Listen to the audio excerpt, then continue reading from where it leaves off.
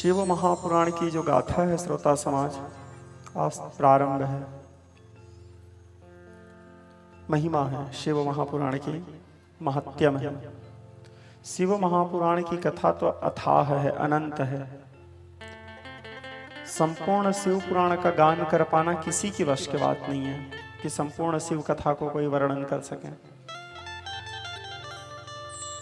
आप लोग पढ़े होंगे, दोहा आता है, तुलसीदास जी लिखते हैं, चरित सिंधु गिरजापति ही वेद न पावहीं पार, बरन तुलसीदास किमी मैं मति मंद गवार।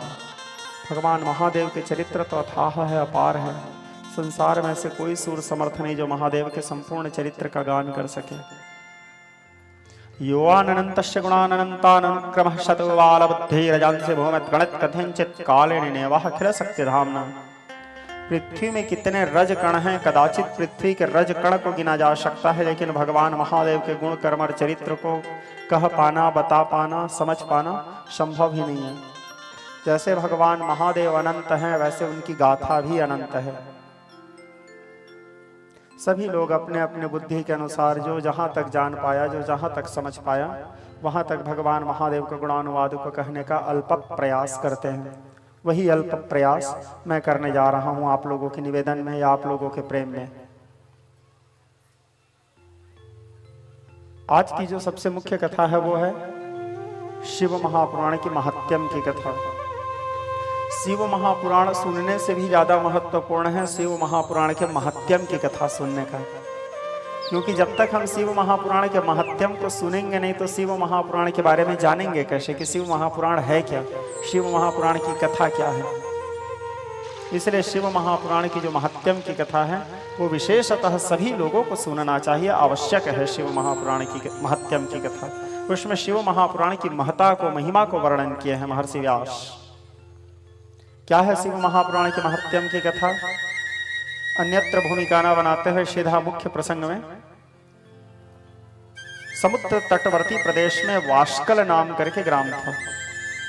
ध्यान से समझना, समुद्र तटवर्ती प्रदेश में वाष्कल नाम करके ग्राम था।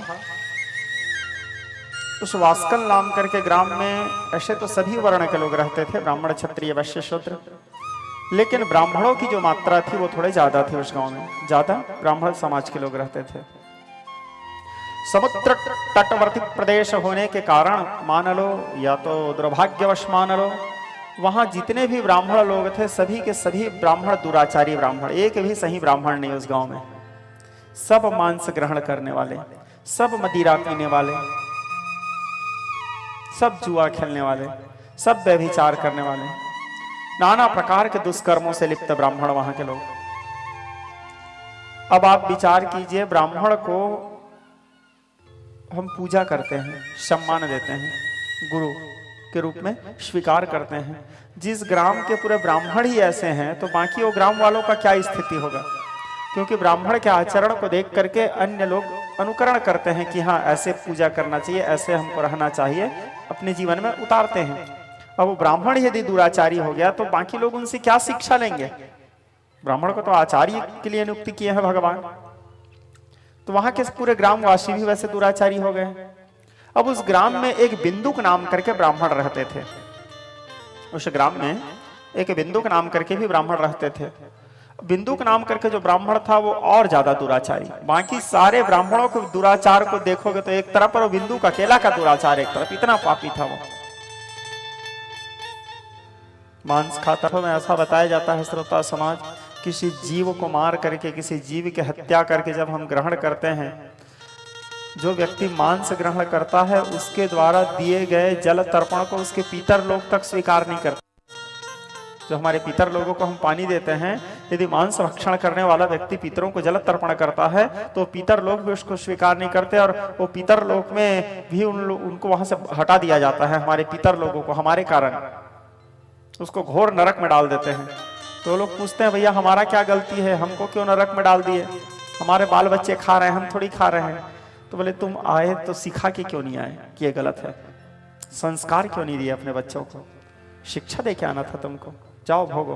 तो हमें जितने जीवों को हत्या किए रहते हैं वो सारे जीव वहाँ वैतरणी नदी में हमारे पितरों के शरीर को नोच नोच के खाते हैं, और हमारे पितर लोग फिर अतृप्त होते हैं, दुखी हो जाते हैं, और पितरों का कोप फिर हमारे ऊपर होता है। वहीं से पितृदोष शुरू होता है, पितरों का दोष, जिसको फिर व्यक्ति भोगता है धनाभाव के रूप में, संतानहीन के रूप में। शादी हो गया, कई वर्ष हो गए, संतान नहीं हो रहा है, कमा रहे हैं, हाथ में धन नहीं ठहर रहा है, अनेक प्रकार के उपाय कर रहे हैं, फिर भी बीमारी ठीक नहीं हो रहा है।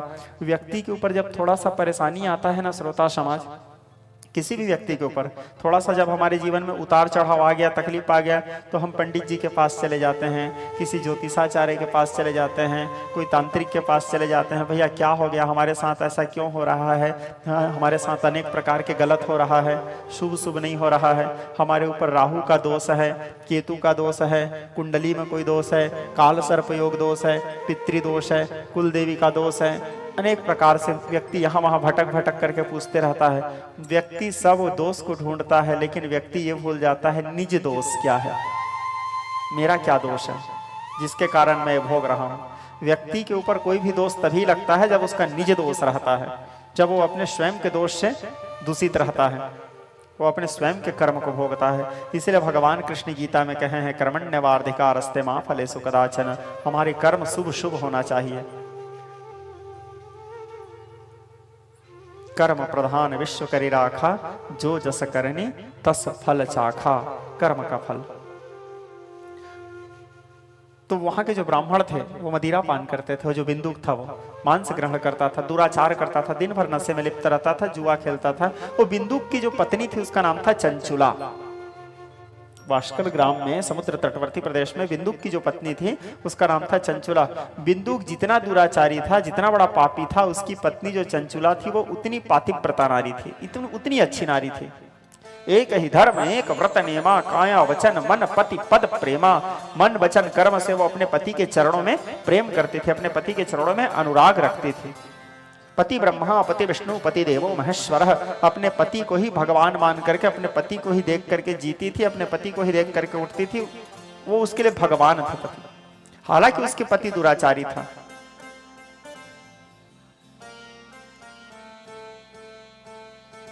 अखंड सती नारी थी, लेकिन बिंदुक के दुराचार से, बिंदुक के पापाचार से वो हताश हो चुके थे। अब उसके संतान भी थे।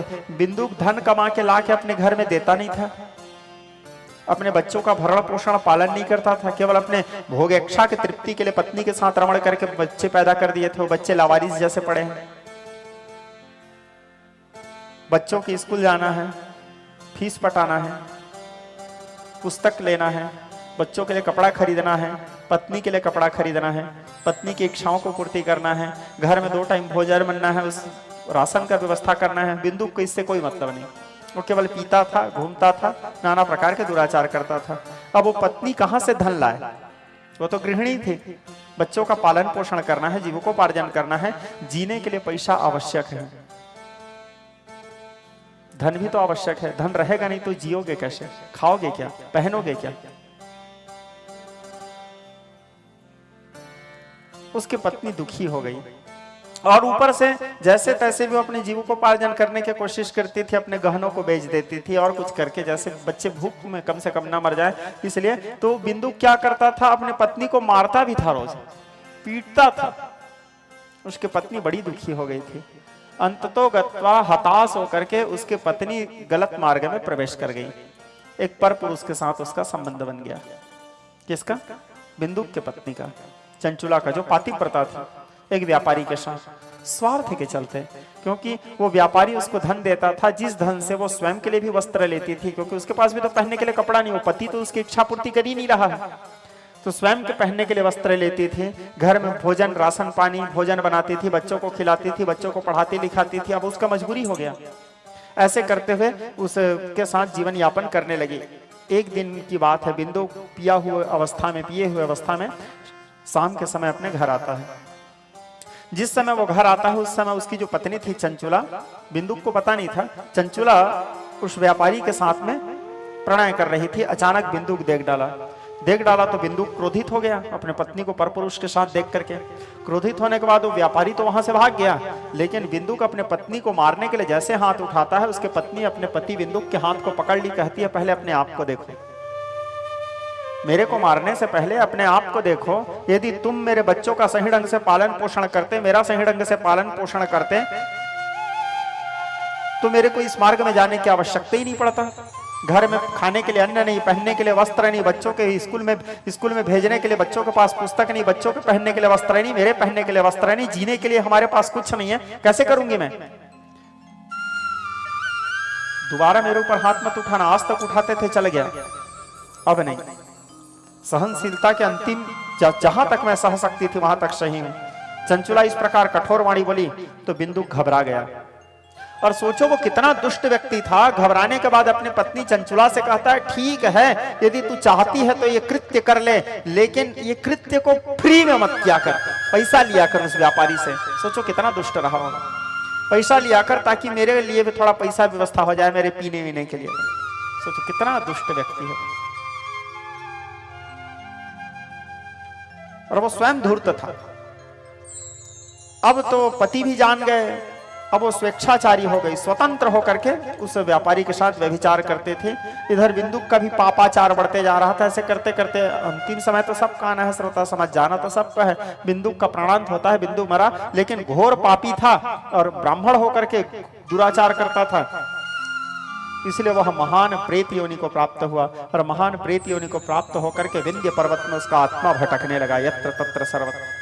भटकते हुए आत्मा बहुत पीड़ा होता है। श्रोता समाज, आप कभी जब गरुड़ पुराण पढ़ोगे या गरुड़ पुराण सुनोगे, गरुड़ पुराण में आत्माओं के लिए ऐसे शिष्ट बात आता है, भगवान नारायण जी गरुड़ जी को जो बताते हैं, भटकते हुए आत्मा अतृप्त रहते हैं, बहुत कष्ट में रहते हैं, बहुत कष्टप्रद जीवन होता है आत्माओं का, प्रेतात्माओं का। तो अब बिंदुक के मरने के बाद उसकी पत्नी और स्वतंत्र हो गई। स्वतंत्र होकर के वे स्वेच्छाचार व्यभिचार करते करते दिन बीतने लगा। धीरे धीरे चंचुला का भी उम्र बढ़ता गया, वृद्ध अवस्था आई। धीरे धीरे अब उसके घर जो व्यापारी लोग आते थे, पहले एक आता था, फिर दो, फिर चार, ऐसे करते करते वो उसको अपने धंधा बना ली थी। उसके बाद अब जब उसके उम्र ढलता गया, उम्र के साथ साथ समय सुंदरता भी नष्ट होता है। ये सुंदरता सदैव बना तो नहीं रहेगा ना, एक दिन तो नष्ट होगा। जिस सुंदरता पे हम आज अभिमान कर रहे हैं तो स्वतः नष्ट हो जाएगा। और ये शरीर एक मांस का पिंड मात्र तो है जिससे हम मोह में ग्रसित हैं, जिसको देख करके हम मोहित हैं। जब उसकी सुंदरता घटता गया तब उसके यहाँ लोग आना बंद करते गए, करते करते देखते देखते उसके घर फिर सब आना बंद किए। और तब तक के वो वृद्ध अवस्था में भी आ चुकी थी। और वृद्ध अवस्था में आने के बाद उस बीच में उसके गांव के मुखिया क्या किए, गांव में वो तीर्थ घुमाने के लिए ले जा रहे थे। गांव के कुछ लोग नहीं ले जाते हैं तीर्थ घुमाने के लिए, तो गाँव के मुखिया तीर्थ घुमाने के लिए ले जा रहे थे। ले जाते समय चंचुला कहती है एक काम करो, मेरे को भी ले जाओ। बोले ठीक है चलो। बोले अब गांव के सब लोग जा रहे थे, चंचुला भी चले गई तीर्थ घूमने के लिए, क्योंकि अब ऐसे भी जीवन भर पाप क्यों, कम से कम थोड़ा तीर्थ व्रत कर लेती हूँ बोल के वो तीर्थाटन के लिए गई। गौकर्ण क्षेत्र पहुंचे वो लोग तीर्थाटन करने। गौकर्ण क्षेत्र में सभी दिव्य मंदिरों के दिग्दर्शन किए। दिग्दर्शन करके घूमते हुए आ रहे थे, एक जगह शिव महापुराण के कथा चल रहा था। एक पंडित जी व्यासपीठ में बैठ करके सुंदर शिव महापुराण वाचन कर रहे थे। अन्य जनमानस श्रोता भी बैठ करके कथा सुन रहे थे। वो गांव वाले लोग भी वहां बैठे कथा सुनने के लिए। तीर्थ में कथा सुनने का भी एक विशेष महत्व है। तीर्थों में कथा श्रवण करने का एक विशेष महत्व माना गया है। अभी कुछ दिन बाद 21 जनवरी से 27 जनवरी हमारे भी पुण्य पुरुषोत्तम क्षेत्र में श्रीमद् भागवत महापुराण की कथा होने जा रही है। आप सभी लोग भी जिनको जाने की इच्छा हो, आप लोग वहां अपने स्वयं के साधन सुविधा में जाकर के कथा श्रवण कर सकते हैं, ना तो यूट्यूब के माध्यम से तो श्रवण करेंगे ही। पुण्य पुरुषोत्तम क्षेत्र में महाप्रभु श्री जगन्नाथ जी के मंदिर और गुंडीचा मंदिर के बीच में, चंदन तालाब के बीच में भगवान की महाप्रभु की भागवत महापुराण की गाथा वाचन होने जा रही है। तो हाँ, वहां पर सब लोग बैठे कथा सुनने के लिए। कथा सुनने के लिए बैठे तो पंडित जी कथा बोलते बोलते नरक वर्णन कर रहे थे। शिव महापुराण में नरक वर्णन की भी कथा आता है। यदि संयोग बने तो आप लोगों को सुनाऊंगा मैं नरक वर्णन की कथा। बहुत दिन हो गया हमारे कथा प्रसंग में नरक वर्णन भी नहीं किए हैं ना। भागवत में भी आता है नरक वर्णन, देवी भागवत में भी आता है। ऐसे बहुत से ग्रंथ गरुड़ पुराण में विस्तार से है कितने प्रकार के नरक होते हैं और कौन कौन से काम करने से कौन कौन से नरक में जाते हैं। उसको सुनने के बाद क्या आप लोग डिसाइड कर ले रहोगे हमारे लिए कौन कौन सा बुक हो गया है वो, ठीक है, और कौन कौन से नरक में किस किस प्रकार से दंड दिया जाता है, दंड का विधान है धर्मराज का। तो वहां नरक वर्णन कर रहे थे, तो नरक वर्णन करते समय व्यभिचार करने वाले लोगों को कौन से नरक मिलता है, वहां क्या होता सजा मिलता है, वो सब सुना रहे थे पंडित जी। अब वो चंचुला उसको सुनी, सुनने के बाद भीत भ्रीत प्रकंपा, कांप गई, वो डर गई। कथा विश्राम हुआ, आरती हुआ, आरती के बाद जब पंडित जी अपने निवास स्थान चले गए तो चंचुला, सब लोग अपने अपने स्थान चले गए, सब श्रोता। वो चंचुला रात के समय में पंडित जी के पास पहुंची। पंडित जी के कुछ सेवक लोग थे, बोले पंडित जी मैं मिलना चाहती हूँ। बोले ठीक है बुला लो। बोले कई संत लोग मिल लेते हैं, कई लोग नहीं मिलते, और ऐसे आप लोगों से मेरा एक अनुरोध है, कभी भी व्यर्थ संतों के पास मिलने के लिए मत जाया करो। किसी भी संत के पास व्यर्थ मिलने के लिए मत जाओ। यदि आपको लगे कि नहीं आवश्यकता है मिलने का तभी जाओ।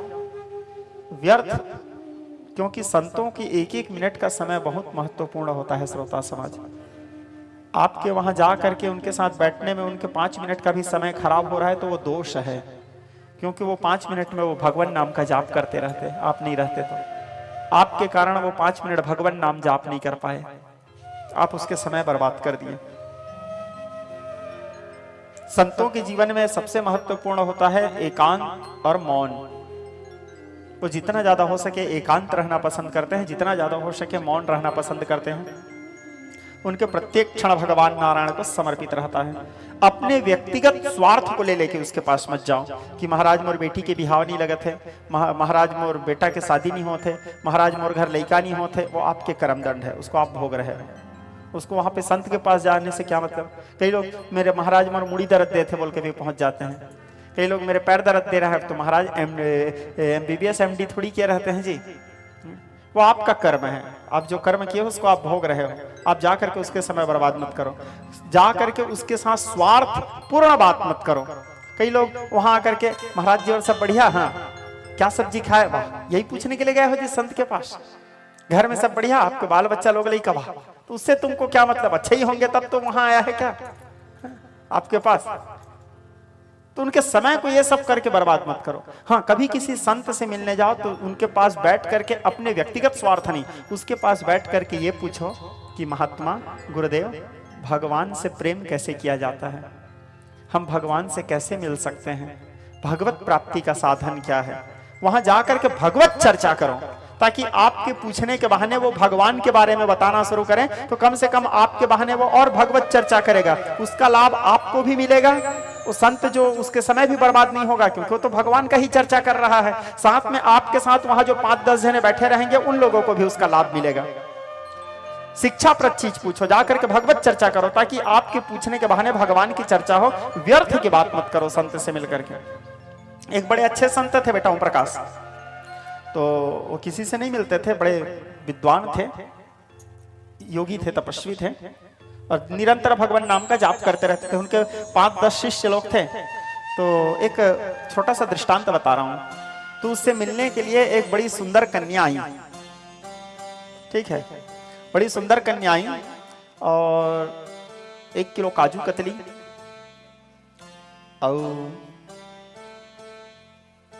गुलाब जामुन भी था, 1-8 दर्जन केला था, सेव फल था 1-8 किलो, और 500-600 रुपए लेकर के आई। पंडित जी से मिलने जाते हैं तो लेके नहीं जाते हैं, हर माला वाला सब। अब गई तो पंडित जी अंदर में अपने पूजा कक्ष में बैठे थे अपने भगवान के पास, और बिस्तर में लेटे लेटे नेत्र बंद किए थे, वो ध्यान कर रहे थे भगवान का, जो भी कर रहे थे। उनके शिष्य लोग थे, आए, बोले गुरुजी। बोले हाँ बेटा। बोले एक दीदी जी आई है आपसे मिलने के लिए। बोले बोल दो बेटा, जाओ, नहीं मिलूंगा उससे।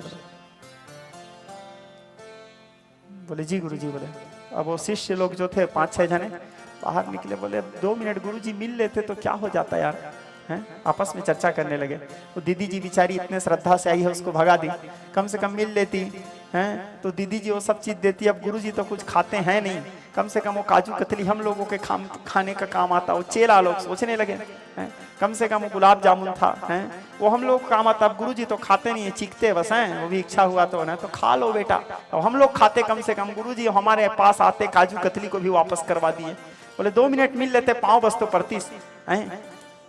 लेकिन अब गुरुजी क्यों मना किया उसको तो केवल गुरुजी जाने ना। अब वो दीदी जी चले गई, दीदी जी चले गई। 2-4 दिन बीतने के बाद दीदी जी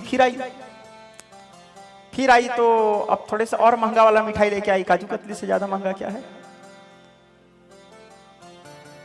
हाँ जो भी है, तो थोड़े और ज्यादा महंगा वाला लेके आई। और पहले 500 लाई थी, इस बार 1100-1200 रुपए लेके आई।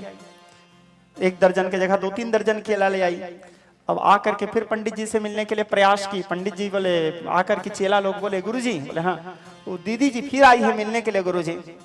बोले हमने कहा ना नहीं मिलेंगे, उससे भगा दो। चेला लोग बोले जी गुरुजी, बोले जाओ दीदी नहीं मिलेंगी जी गुरुजी।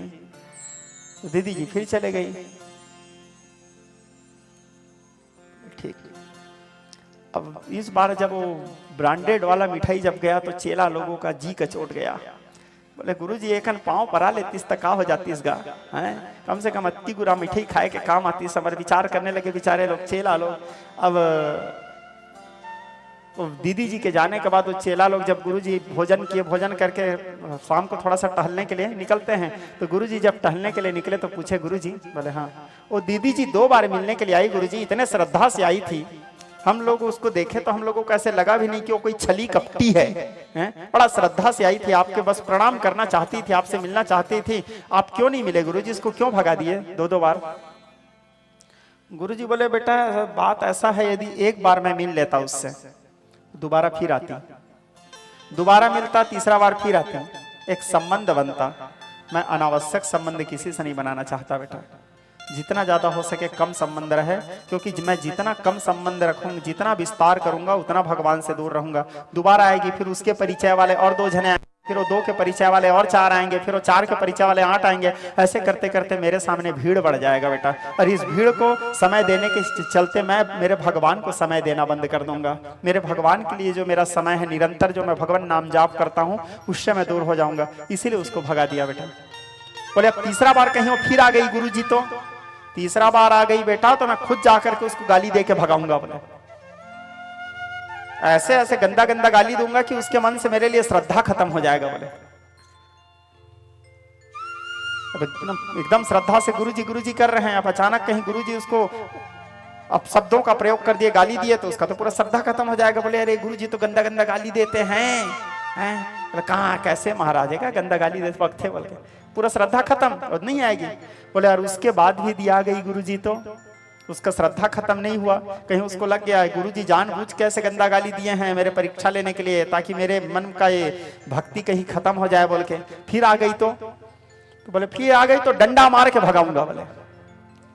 बोले उसके बाद भी आ गई तो फिर गुरुजी बोले उसके बाद भी आ गई ना बेटा तो उसको हरि से मिला दूंगा। बोले उसके बाद भी यदि आई तो फिर मैं समझ जाऊंगा बेटा कि वो कोई स्वार्थ से नहीं आ रही है, क्योंकि स्वार्थ से आने वाले इतने बार नहीं आ सकते, मेरे अपशब्दों को सुन करके नहीं आ सकते, मेरे तिरस्कार करने के बाद नहीं आ सकते। और इतना अपशब्द सुनने के बाद भी यदि उसके अंदर में मेरे लिए श्रद्धा है, मेरे अपशब्दों को सुनने के बाद भी यदि उसके अंदर में मेरे लिए आस्था है, और उसके बाद भी यदि वो मेरे से मिलना चाह रही है, उसके मन में श्रद्धा में कोई कमी नहीं हुआ, तो मैं समझ जाऊंगा कि भगवत प्राप्ति करने के लिए आ रही है, इसके मन में कोई स्वार्थ लेके नहीं आ रही है। तो मैं उसको बताऊंगा कि भगवान मिलते कैसे हैं, भगवत प्राप्ति कैसे किया जाता है, उसको भगवत प्राप्ति का साधन बता दूंगा, उसको भगवान से मिलने का रास्ता दिखा दूंगा, तब फिर मिलूंगा बेटा। बोला तब चेला लोग बोले हाँ इसीलिए गुरुजी नहीं मिल रहे थे। तो मेरे बताने का तात्पर्य है, कभी किसी के पास जाकर के उसके समय को बर्बाद मत करो, मिलो भगवान नाम जाप की चर्चा करो, जितना हो सके भगवत चर्चा करो। यदि संत से मिल रहे हो, संत से मिल रहे हो तो सत्संग होना चाहिए,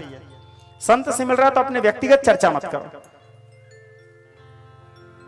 दुख तो आपके जीवन में आएगा ही, सुख भी आएगा, वो आपका प्रारब्ध है, आपका कर्म है, उसको कोई संत ठीक कर देगा ऐसा नहीं है, तो आपके कर्म है, कर्म को हर व्यक्ति को भोगना पड़ेगा श्रोता समाज।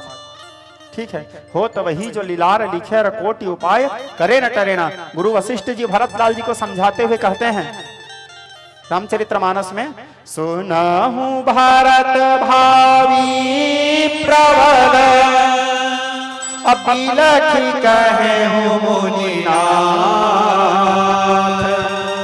हानि लाभ जीवन मरण जस जस विधि। जस अपजस विधिहान। हानि लाभ जीवन मरण ये सब परमात्मा के हाथ में है श्रोता समाज। तो कभी किसी चीज के पीछे पागल मत हो जाओ, हृदय से मानो, सत्य को जानो। और सत्य क्या है? सत्य केवल मात्र राम है, राम के अतिरिक्त कुछ सत्य नहीं है। इसलिए मरते हो तो मुर्रा छींटते समय बोलते हो राम नाम सत्य है, और बाकी कोई दूसरा चीज बोलते हो क्या? तो जब उस समय बोलते हो तो उस चीज को हमेशा के लिए क्यों नहीं मानते? और हम क्या है, कलियुगी जीव जो है, मायाबद्ध कली ग्रसित जीव, क्या देखते हैं? थोड़ा सा कहीं पे भी चमत्कार देखे तो हम पागल हो जाते हैं। कहीं कोई मंदिर में अचानक चमत्कार होना शुरू हो गया, हम उस मंदिर में जाना शुरू कर देंगे, वो हनुमान जी के भगत बन जाएंगे। 15 दिन बाद वहां पे हमारा काम नहीं बना, देख रहे हैं 15 दिन बाद अरे ये वाले हनुमान जी तो हमारे काम नहीं कर पा रहे हैं। अब अचानक साईं बाबा का चमत्कार सुने तो साईं बाबा का भगत बन गए। वाह, आपकी भक्ति तो बदल गया जी। आपके अंदर में तो निष्ठा ही नहीं है, आपके अंदर में तो अनन्यता ही नहीं है। फिर अचानक आपके अंदर सुने कि अरे वहां के भोलेनाथ का चमत्कार चल रहा है, वो भोले बाबा का भगत बन गए। अब और कोई बाबा का चमत्कार चल रहा है तो वो बाबा के भगत बन गया, और कोई बाबा का चमत्कार चला वहां कोई देवता का चमत्कार चला वहां। तो ऐसे भटको मत। भटका हुआ साधक कभी लक्ष्य को प्राप्त नहीं कर सकता। एक जगह रहो, एक जगह रहो बस। एक ही आसियाने में अजमत भी है, एक बाहों के रहने में इज्जत भी है। एक ही आसियाने में सर झुक गया, एक ही आसियाने में सर झुक गया। दर बदर सर झुकाने से क्या फायदा? 10 जगह जाकर के सिर टिकाने से क्या मतलब? आपके सिर का क्या अस्तित्व रह गया? अरे कम से कम सिर का एक स्वाभिमान होना चाहिए कि एक उसके अतिरिक्त कहीं नहीं झुकेगा, एक केवल वही झुकता है मेरा सिर। कम से कम सिर का भी एक स्वाभिमान होना चाहिए। और आपका सिर 10 जगह झुक रहा है तो क्या उचित? भगवान कृष्ण गीता में कहते हैं अनन्य चिंतयन्तो माम जना पर्योपासते तेषां नित्यं भक्तानां योगक्षेमं वहाम्यहम्। जो अनन्य भाव से मेरा चिंतन करता है ऐसे भक्त ही मुझे प्रिय हैं। अनन्य ने उस एक के अतिरिक्त किसी अन्य का चिंतन न होना, अनन्य केवल एक के प्रति ही समर्पण होना, उस एक में ही सबको देखना, ये अनन्य। अब वो आपको दे तो ठीक, ना दे तो ठीक, आपके अंदर केवल यही भाव। तू गम दे आ खुशी दे, सब तेरी मेहरबानी, तेरे खुशी समझ कर हर गम भुला दिया है। तेरे खुशी समझ हर गम भुला दिया है। राजी हैं हम उसी में जिसमें तेरी रजा है। तो उस एक के प्रति सब। और मैं अपने कथाओं में हमेशा बोलता हूं, आप लोग सुनते भी होंगे, सीजनी भक्त मत बनो। सीजन के हिसाब से भक्ति मत करो। जो ट्रेंड में चल रहा है आप उसका भक्त बन गए, ऐसा नहीं। एक जिसको एक बार मान लिए तो मान लिए। सीजन के हिसाब से भक्ति मत करो, सीजनी भक्ति नहीं। रामनवमी आ रहा है, राम जी के भक्त बन गए। कृष्ण जन्माष्टमी आया, कृष्ण जी के भक्त बन गए। गणेश चतुर्थी आया, गणेश जी के भक्त बन गए। शिवरात्रि आया, शिव जी के भक्त बन गए। नवरात्रि आया, दुर्गा जी के भक्त बन गए। राधाष्टमी आया, राधा रानी के भक्त बन गए। हैं? सीजन के हिसाब से भक्ति मत बदलो। हाँ, सम्मान सबका करो, पर्व सभी का मनाओ, सभी देवी देवताओं का आदर करो। मैं ये नहीं बोल रहा हूँ कि बाकी देवी देवताओं को तिरस्कृत करो, बाकी संत महात्माओं को तिरस्कृत करो। सबका आदर करो, सबका सम्मान करो, लेकिन पागलपन प्रेम केवल एक के प्रति होना चाहिए, 10 के प्रति नहीं। क्योंकि मन 10-20 नहीं होता, मन न भयो 10-20। गोपियां कहती है एक हुतो सो गयो श्याम संग। एक है और वो श्याम ले गया। 10-20 मन थोड़ी है जो 10-20 बार प्यार हो जाए। समर्पण एक बार, एक के प्रति करो। ठीक करोगे? आज के बाद भटकोगे तो नहीं। अब भटक गए तो फिर तुम्हारे शिव पुराण सुनने का क्या मतलब रह गया? एक के प्रति। जैसे आप लोग रामचरितमानस पढ़े होंगे, पदुमतरा में हमारे प्रिय पुत्र बेटा ओम प्रकाश के प्रतिनिधित्व में राम कथा हुआ था। यहाँ बहुत से लोग राम कथा सुने होंगे आप लोग। कौन कौन पदुमतरा में राम कथा सुने थे? हाथ उठाओ तो। वाह, एक जन ने बस सुना था जी। हाँ ठीक। ठीक, हाँ ले नहीं सुने हैं तो अभी और है, और सुन लेना, लेकिन अभी भागवत है, ठीक है। तो वहां राम कथा जब मैं बोल रहा था तो आप लोगों को एक प्रसंग बताया था, राम जी के जन्म के प्रसंग, बेटा ध्यान से समझना मेरे बातों को। राम जी के जब जन्म के प्रसंग आया तो महाराज दशरथ के यहाँ चौथापन हो गया था, राधे ध्यान से समझना, चौथापन हो गया था, चौथापन हो गया था, लेकिन महाराज दशरथ के यहाँ संतान नहीं हुए थे। तो महाराज दशरथ बड़े दुखी हो गए। एक बार भूपति मन माही भय भय हूं गलानी मोरे सुत नाही, बड़ा दुखी हो गए। और दुखी होने के बाद क्या किए, निज दुख सुख सब गुरु ही सुना वहीं। और महाराज दशरथ दुखी होकर के कहाँ गए, अपने गुरु के पास गए, ठीक। और अपने गुरु जी के वशिष्ठ जी को जाकर के बोले, गुरु जी ऐसा ऐसा बात है, कुछ कृपा करो गुरु जी। ठीक है बेटा बोले। और गुरु जी क्या किए, श्रृंगी ऋषि वशिष्ठ बुलावा पुत्र कामसुभ यज्ञ करावा। श्रृंगी ऋषि जी वशिष्ठ जी श्रृंगी ऋषि जी को बुलाए और पुत्रष्टि यज्ञ करवाए। इस कथा से क्या शिक्षा मिला आपको, महाराज दशरथ कोई छोटे मोटे राजा नहीं थे, चक्रवर्ती सम्राट थे। उदयाचल से अस्ताचल तक एक छत्र राज्य करते थे महाराज। पृथ्वी में जितने राजा थे सारे राजा महाराज दशरथ के अधीनस्थ थे, चक्रवर्ती सम्राट थे महाराज, सूर्यवंशी महाराज। और सूर्यवंश के इतिहास भी एक विलक्षण इतिहास, शौर्य पराक्रम के चलते। और जिसके धन को देख करके धन दल जाही, जिस महाराज दशरथ के धन को देख करके कुबेर तक लज्जित हो जाते थे, इतना धन था उसके पास। तो क्या महाराज दशरथ के पास बड़े बड़े ऋषि मुनियों के कमी था क्या, बड़े बड़े तांत्रिकों के कमी था क्या? चाहते तो कोई भी तांत्रिक को बुला के बोलते, चलो भाई मेरे यहाँ कोई अनुष्ठान कर दो मेरे यहाँ संतान होने के लिए। क्या उसके पास बाबाओं की कमी था, एक काम करो भैया मेरे यहाँ ये वाला कुछ क्रिया करो जिससे मेरे घर संतान हो जाए? श्रृंगी ऋषि को खुद नहीं बुला सकता था, लेकिन दशरथ जी किसके पास गए, अपने गुरु जी के पास गए। यहां वहां नहीं भटके, जा करके निज दुख सुख सब गुरु ही सुना वहीं। अपने गुरु जी को बोले कि गुरु जी मेरे साथ ऐसा ऐसा हो रहा है, आप कुछ कृपा करो। तब उसके यहाँ श्रृंगी ऋषि जी आए। श्रृंगी ऋषि जी को दशरथ जी नहीं बुलाए थे, उनके गुरु जी बुलाए थे। आप जाकर के अपने गुरु से मिलो, आप जाकर के अपने आराध्य से कहो आपके काम को कैसे सिद्ध कराना है, या तो आपके गुरु जाने या तो आपके आराध्य जाने। आपके ऊपर शनि दशा भी चल रहा है तो आप शनि जी का अलग से पूजा करने मत जाओ। मैं शनि पूजा करने के लिए मना नहीं कर रहा हूं, मैं किसी पूजा का विरोधी नहीं हूं, सबका आदर करो। मैं स्पष्ट बोला, एक उदाहरण बता रहा हूं। आप सीधा अपने आराध्य के चरणों में जाओ, आपके आराध्य शनिदेव को बोलेंगे हाँ भैया उसके काम को सिद्ध करो। क्योंकि संसार में जो कुछ है नारायण में ही विद्यमान है, नारायण में ही विराजमान है, नारायण में ही भासमान है, सब उसके अंदर में है। ममैवांसो जीवलोके जीवभूतः सनातनः मनः षष्ठानीन्द्रियाणि प्रकृतिस्थानि कर्षते शरीरं यवाप्नोति यच्चामत्प्रामितस्वर्गहत्यातानि संयातिर्वायुर्गन्धानि वासयेत् स्तोत्रं चक्षुस्पर्शनं च रसनं घ्राणमेव च अधिष्ठाय मनश्चायं विषयानुपसेवते। ब्रह्मा भी उसके भीतर विराजमान, विष्णु भी उसके अंदर, रुद्र भी उसके अंदर, अग्नि वायु याम जाम सम सब उसके भीतर व्याप्त हैं। गीता 11वां अध्याय में भगवान विराट रूप दिखाए थे, देखे हो नहीं? अरे ओरिजिनल वाला नहीं, टीवी में तो देखे होगे हैं, सब उसके भीतर में दिखता है नहीं। तो सीधा उन्हीं की उपासना करो। आकाशपति तो यथा गच्छति सागर सर्वदेवम नमस्कारम केशवम प्रति गच्छति। क्योंकि उसको यदि पूजा कर रहे हो, उसको यदि मान रहे हो तो सबको ऐसे ही मिल रहा है। तो या तो अपने गुरु के पास जाओ या तो अपने आराध्य के पास जाओ। आपके गुरु का समस्या है कि आपके काम को कैसे सफल करवाना है, वो आपके आराध्य की समस्या है कि आपके काम को कैसे सिद्ध कराना है। लेकिन आप दूसरे जगह जाओगे तो दोष लगेगा। जैसे उदाहरण तो द्वापर युग के, त्रेता युग की बात बता रहा था महाराज दशरथ के यहाँ। जैसे अभी आपके सामने तत्कालिक उदाहरण, अभी डुमरडीह में चंडी महायज्ञ हुआ, दिव्य भागवत हुआ नहीं? आप सभी लोग, बहुत से लोग गए भी होंगे। तो वहां हमारे प्रिय पुत्र बेटा दिनेश के द्वारा वो बृहद आयोजन, विराट आयोजन आयोजित किया गया था। अब वहां चंडी यज्ञ में 11 वैदिक ब्राह्मण आए हुए थे, ठीक। वो 11 वैदिक ब्राह्मण को दिनेश बुलाया था।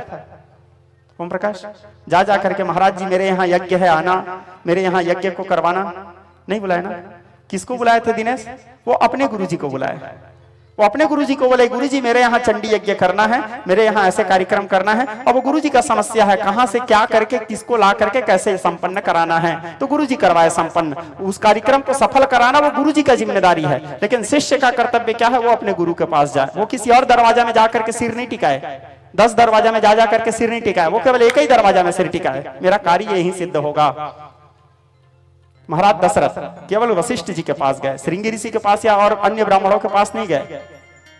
निज दुख सुख सब गुरु ही सुना, वहीं अपने गुरु जी के पास गए। तब उनके, क्योंकि उनके गुरु जान रहे हैं कि इसका कार्य कहां से सिद्ध होगा, तब वो श्रृंगी ऋषि वशिष्ठ बुलावा। तब श्रृंगी ऋषि जी को बुलाया और पुत्र काम शुभ यज्ञ करावा, पुत्रष्टि यज्ञ करवाए। भगति सहित मुनि आहुति दिन ने प्रगट अग्नि चारू कर लेने। फिर अग्नि देवता चारू लेकर प्रकट हुए, खीर प्रदान किया और शुभ समय पा करके रघुनाथ जी का जन्म हुआ। नवमी भौ मवार मधुमासा।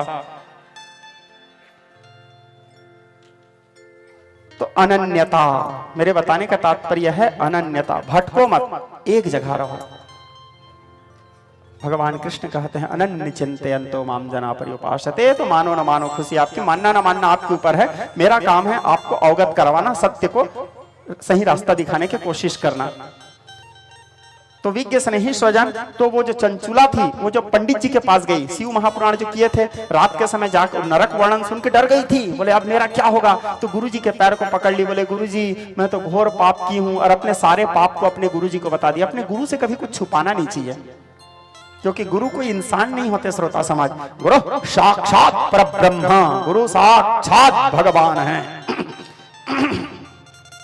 हरि और गुरु में भेद नहीं है श्रोता समाज। तो गुरु के चरणों में जाकर के वो अपने सारे पाप को बता दी।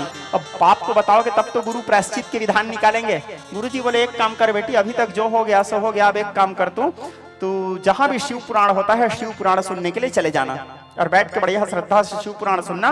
और शिव पुराण सुनने के बाद अपने घर में एक भोले बाबा को स्थापित कर ले, और बाबा का मस्त पूजा करना प्रतिदिन। रोज शिव जी में जल अभिषेक करना, जल चढ़ाना। मंत्र नहीं आता कोई बात नहीं, जल चढ़ाना बस। शिव जी में बिल्व पत्र चढ़ाना, जितना हो सके भोले बाबा के सेवा कर और शिव महापुराण सुन। इतना करने से तेरे पास सारे पाप नष्ट हो जाएंगे। बोले फिर मेरा उद्धार, बोले तू बस इतनी कर बेटी। बोले अब गुरु जी उसको रास्ता दिखा दिए। रास्ता दिखाने के बाद वो गुरु जी को वहीं गुरु बना करके आती है, और आने के बाद जहां भी शिव पुराण कथा होता था वहां जाकर के बढ़िया श्रद्धा से बैठ करके शिव पुराण सुनते थे, और अपने घर में मस्त भोले बाबा का स्नान करती थी, भोले बाबा को स्नान करवाती थी, भोले बाबा में बिल्व पत्र चढ़ाते थे। ऐसे करते करते समय बीतता चला गया। उसका अंतिम समय आया, उसकी मृत्यु आया तो मर गई तो कैलाश से सर्वेश्वर भगवान महादेव के पार्षद लेने आए उसको। स्वर्ग से विष्णु पार्षद भी नहीं, और नरक के तो बात छोड़ो, जबकि जीवन भर पाप की थी। कैलाश से सर्वेश्वर भगवान सदाशिव के पार्षद आए, और पार्षद आने के बाद वो जो चंचुला थी दिव्य रूप धारण की, नौ यौवन संपन्न दिव्य सुंदरी, और दिव्य सुंदरी के रूप धारण करके कैलाश पहुंचती है, और वहां शिवलोक में जाकर के भोले बाबा के सानिध्यता प्राप्त की मृत्यु के उपरांत। और वहां माता पार्वती उसके शिव पूजन से बड़े प्रसन्न हो गई थी, तो माता पार्वती उसको अपने दासी बना के रख ली। वो माता पार्वती के पर्सनल असिस्टेंट बन गई शिव पूजन के प्रभाव से, शिव पुराण श्रवण की महिमा से। अब माता पार्वती के सेवा सत्कार करती थी कैलाश में। माता पार्वती के लिए स्नान करने के लिए, माता के लिए सुंदर जल व्यवस्था करना, माता कुछ कर रही है तो उसके साथ सहयोग करना, माता के प्रत्येक कार्य में माता पार्वती के साथ रहती थी दिन भर। उसके वो प्रेम को, माता पार्वती अपने प्रति उसके अंदर के निष्ठा को देख करके माता पार्वती खुश हो गई एक दिन। और माता पार्वती खुश होकर के कहती है बेटी चंचुला, मैं तेरे ऊपर बड़ी प्रसन्न हूं, तेरे कोई इच्छा है तो मांग ले बेटी वरदान। तो चंचुला कहती है माँ यदि वरदान देना चाहते हो तो मैं तो घोर पाप की थी, लेकिन वो बाबा के पूजा से, लिंग पूजा के प्रभाव से और शिव महापुराण कथा श्रवण के प्रभाव से मैं शिवलोक को प्राप्त हो गई और आपके चरणों की दासी बन गई माँ। लेकिन मेरे पति का आत्मा भटक रहा है माँ विंध्य पर्वत में, आप कुछ ऐसे कृपा करो माँ जिससे मेरे पति को सदगति मिल जाए और मेरे पति फिर से मुझे प्राप्त हो जाए। माता पार्वती बोलती है चिंता मत करो बेटी। माता पार्वती तुम्बरू का आह्वान की, तुम्बरू पहुंचे। ये तुम्बरू भी बीणा बजाते हैं, तुम्बरू भी करताल बजाते हैं, देव गायक तुम्बरू जिसको बोला जाता है। तुम्बरू आए, तुम्बरू आने के बाद माता पार्वती के चरण वंदन किया, माता पार्वती के वंदना करने लगे, उनके स्तवन करने लगे। यमाराध्य विरंचरस्य जगत्त्रष्टा हरिपालकः संहर्ता गिरीश स्वयं समत्वयाचया योगिभिः यामाद्यं प्रकृते वदन्ति मुनिस्तत्त्वार्थ विज्ञः परां तां देवी प्रणमामि विश्वजननी स्वर्गापवर्गप्रदां। सर्वेश्वरी भगवती पार्वती के वंदना की, माता पार्वती के चरणारविंद की वंदना की। वंदना करने के बाद माता पार्वती कहती है बेटा तुम्बरू, बोले आदेश माता, एक काम करो तुम जाओ विंध्य पर्वत में शिव महापुराण कथा वाचन करो। बोले क्यों माता? बोले ऐसे ही बेटा मेरी इच्छा है। बोले जो आदेश माता। अब तुम्बरू माता पार्वती के आदेश प्राप्त करके विंध्य पर्वत में जा करके कथा आरंभ करते हैं शिव महापुराण के। तो वहां जितने भी लोग थे विंध्य पर्वत में, सब लोग आके बैठ के कथा सुनने लगे। जब तुम्बरु शिव महापुराण की कथा करने लगे, और वही विंध्य पर्वत में उसका आत्मा भटक रहा था। किसका? वो विंदुक नाम के ब्राह्मण चंचुला के पति का। वो भी वहां बैठ करके वो प्रेतात्मा कथा सुनने लगा। जैसे कथा पूर्ण हुआ, कथा विश्राम हुआ, कथा विश्राम होते ही फिर कैलाश से दिव्य विमान आया। वो जो विंदुक नाम करके पापी था, वो भी दिव्य रूप धारण कर लिए, और दिव्य रूप धारण करने के बाद उसको शिवगण अपने साथ शिवलोक ले गए, और शिवलोक में जाकर के वो महादेव के सानिध्यता को प्राप्त किया, और महादेव के सानिध्यता प्राप्त करके वो शिवगण में शामिल हो गए। सोचो, जीवन भर पाप करने वाला पापी शिव महापुराण के श्रवण के प्रभाव से शिवलोक में जाकर के शिव पार्षद बन गए। बिंदु, ये शिव महापुराण के श्रवण का महिमा है। जो शिव महापुराण को लगन के साथ, श्रद्धा के साथ यदि श्रवण भी कर लेता है, तो सारे पापों से मुक्त होकर के भगवान महादेव के दिव्य लोक को प्राप्त हो जाता है। कोई जीवन भर पाप भी किया है और शिव महापुराण का आश्रय लेता है और अपने जीवन को शिव के लिए समर्पित कर देता है, तो सारे पापों से मुक्त होकर के वो शिव जी के लोक को प्राप्त हो जाते हैं। बिंदुकर चंचुला की कथा इस बात को बताता है। ये शिव महापुराण के महत्यम कहता है। ये है शिव महापुराण के महत्यम। अब जहां शिव महापुराण हो रही है, वो उन लोगों को कौन से नियम पालन करना चाहिए? शिव महापुराण के नियम। सबसे पहले शिव महापुराण सुनने वाले श्रोता जो हैं, जो बैठ के कथा सुनते हैं, जो परीक्षित बनते हैं, उनके लिए। और ऐसा नहीं कि नियम केवल परीक्षित ही पालन करे, सब लोग चाहे तो पालन कर सकते हैं। जो जो इस नियम को पालन करे उसको ही परीक्षित बनने का फल प्राप्त होगा। जब शिव महापुराण सुन रहे हैं तो शिव महापुराण के दरमियान में हमको पदत्राण नहीं पहनना चाहिए। पदत्राण यानी चप्पल नहीं पहनना चाहिए। छौर कर्म नहीं करवाना चाहिए। दाढ़ी बाल नहीं बनाना चाहिए। ब्रह्मचर्य व्रत का पालन करना चाहिए। भूमि शयन करना चाहिए, जमीन में सोना चाहिए जब तक शिव पुराण चल रहा हो। और सुबह भगवान महादेव का अभिषेक करना चाहिए। भगवान महादेव के पंचोपचार षोडशोपचार पूजन करना चाहिए। यजुर्वेद के मंत्रों के द्वारा भगवान महादेव के अभिषेक करें, भगवान महादेव के पूजन करें, और पूजन करने के पश्चात शिव नाम का जाप करना चाहिए। पंचाक्षर मंत्र का नमः शिवाय नमः शिवाय नमः शिवाय, इस मंत्र का जाप करना चाहिए। साथ ही शिव महापुराण के पारायण, संस्कृत का जो पाठ होता है शिव महापुराण के, संस्कृत के पाठ का श्रवण करना चाहिए। और संस्कृत के पाठ के श्रवण करने के पश्चात शिव महापुराण के कथा का जब वाचन होता है तो बैठ करके कथा को लगन के साथ श्रवण करना चाहिए। जब आचार्य कथा बता रहे हो तो जो कथा बता रहे हैं वो कथा हमारे दृष्टिगोचर होते रहना चाहिए। जो कथा बता रहे हैं ऐसे लगते रहना चाहिए जैसे हम देख रहे हैं उस कथा को। मतलब अभी जैसे मैं बताया बिंदुक चंचुला, तो ऐसे फील करते रहना चाहिए कि कथा हमारे दृष्टिगोचर हो रहा हो लगन के साथ। दूसरा, कथा सुनते समय जब हम कथा पंडाल में बैठे तो हमारा केवल शरीर ही कथा में ना हो, हमारा मन भी कथा में रहे। पता चल रहा है आपका शरीर यहाँ कथा में बैठा है और आपके मन वो हमारे मोर घर के गाय बैला ला ढीले रहे तो वापस है इसकी नहीं है, मोर बैला आए के टाइम हो गए, अरे वो मोर सगा आने वाला रही से, अरे मोला वहां जाना। ये दुनिया भर के प्रपंच में आप पढ़ोगे तो शिव महापुराण में बैठ करके कथा सुनने का जो फल आपको प्राप्त होना है वो नहीं हो पाएगा। आप यहाँ बैठे हो तो आपका चित्त, आपका मन भी यहाँ ही स्थिर रहना चाहिए और बड़े लगन और श्रद्धा के साथ शिव महापुराण कथा को श्रवण करना चाहिए। कथा श्रवण के पश्चात आरती होती है तो बड़े श्रद्धा के साथ भोले बाबा की आरती निराजन में सम्मिलित हो, प्रसाद लेकर के अपने घर की ओर जाते समय पंचाक्षर मंत्र के जाप करते हुए या महामंत्र के जाप करते हुए, क्योंकि कलयुग में महामंत्र प्रधान है, हरे कृष्ण इति षोडशकः नामना, 16 अक्षर वाला नाम, उस नाम का जाप करते हुए घर जाएं। और घर जाने के बाद जो सुने हैं उसको मनन करें, चिंतन करें और अपने जीवन में उतारने का कोशिश करें। इस प्रकार शिव महापुराण श्रवण का विधान है।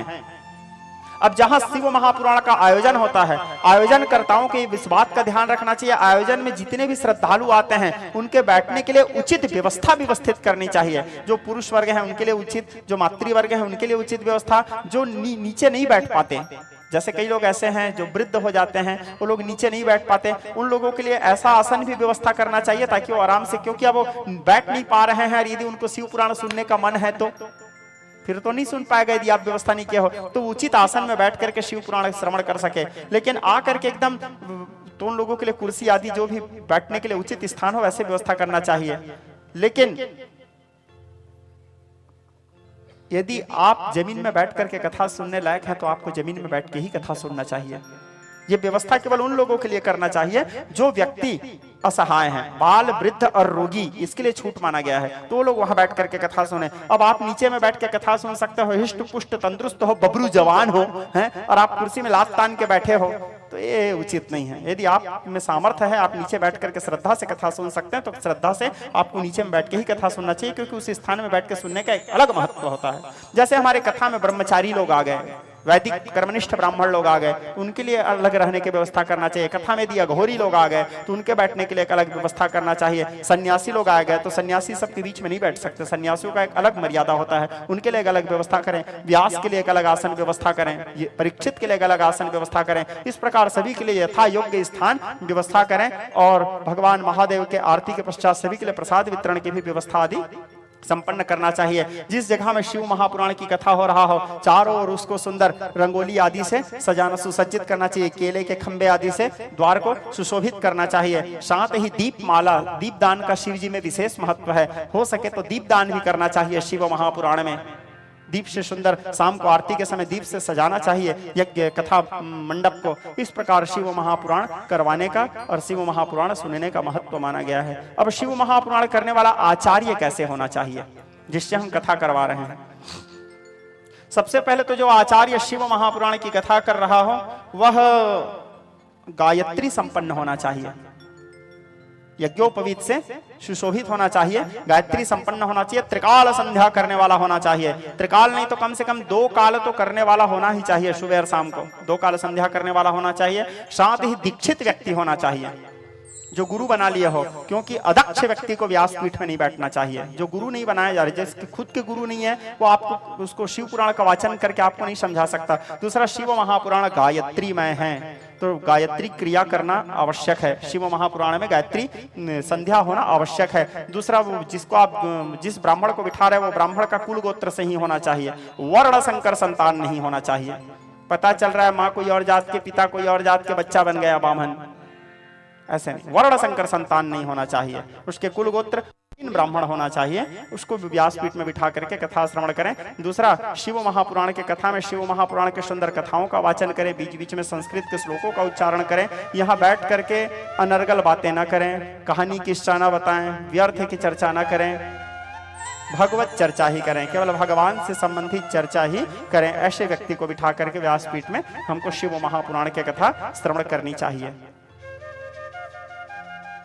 इस प्रकार से वो महापुराण की महिमा को श्री सूत जी महाराज सौनक आदि ऋषियों को सुनाए।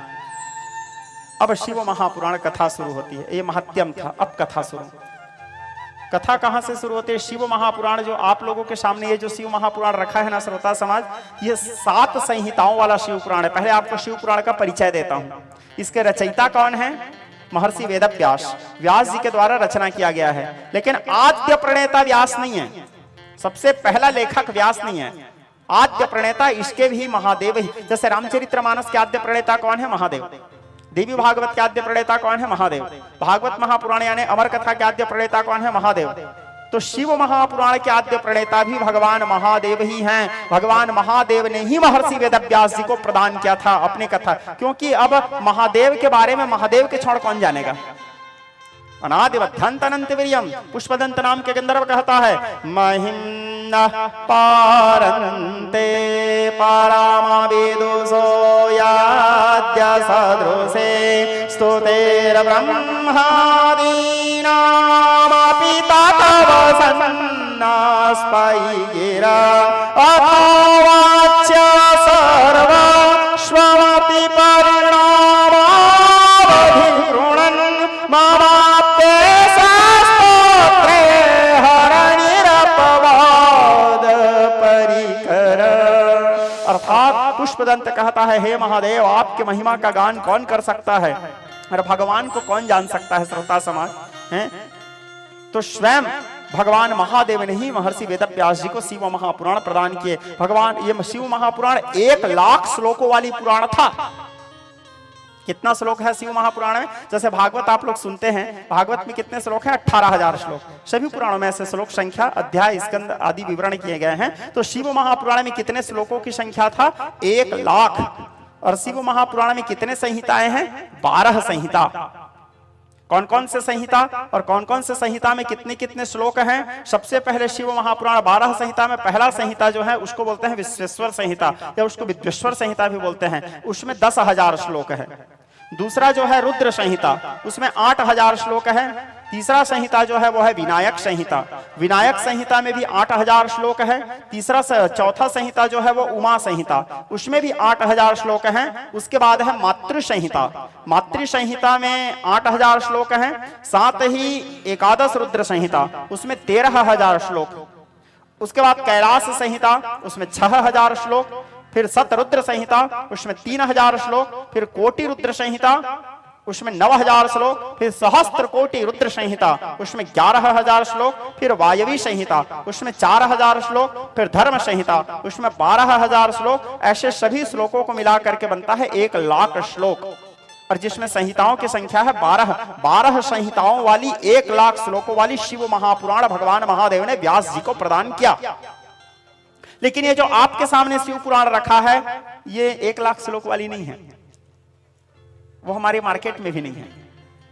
ठीक, व्यास जी मन में विचार किए, 1,00,000 श्लोकों वाली महाभारत को तो कोई पढ़ते हैं नहीं जित्तू हैं। अब 1,00,000 श्लोकों वाली शिव पुराण को कौन पढ़ेगा, वो भी कलयुगी जीव। ले दे के 7 दिन के लिए वो लोग कथा सुनते हैं। अब 1,00,000 श्लोक वाली शिव पुराण की कथा करेंगे तो गए 2-3 महीना लगेगा हैं। 2-3 महीना तक के कथा आयोजन करवाओगे आप लोग, काम धाम छोड़ के? एक आध बार करवाओगे तो बताओ, करेंगे? ओम प्रकाश, मासिक शिव पुराण कोई आदमी नहीं करा सकता, क्योंकि हर व्यक्ति कलयुग, हम सब कलयुगी जीव हैं श्रोता समाज। हमको 7 दिन का हम समय निकाले हैं भगवान के लिए।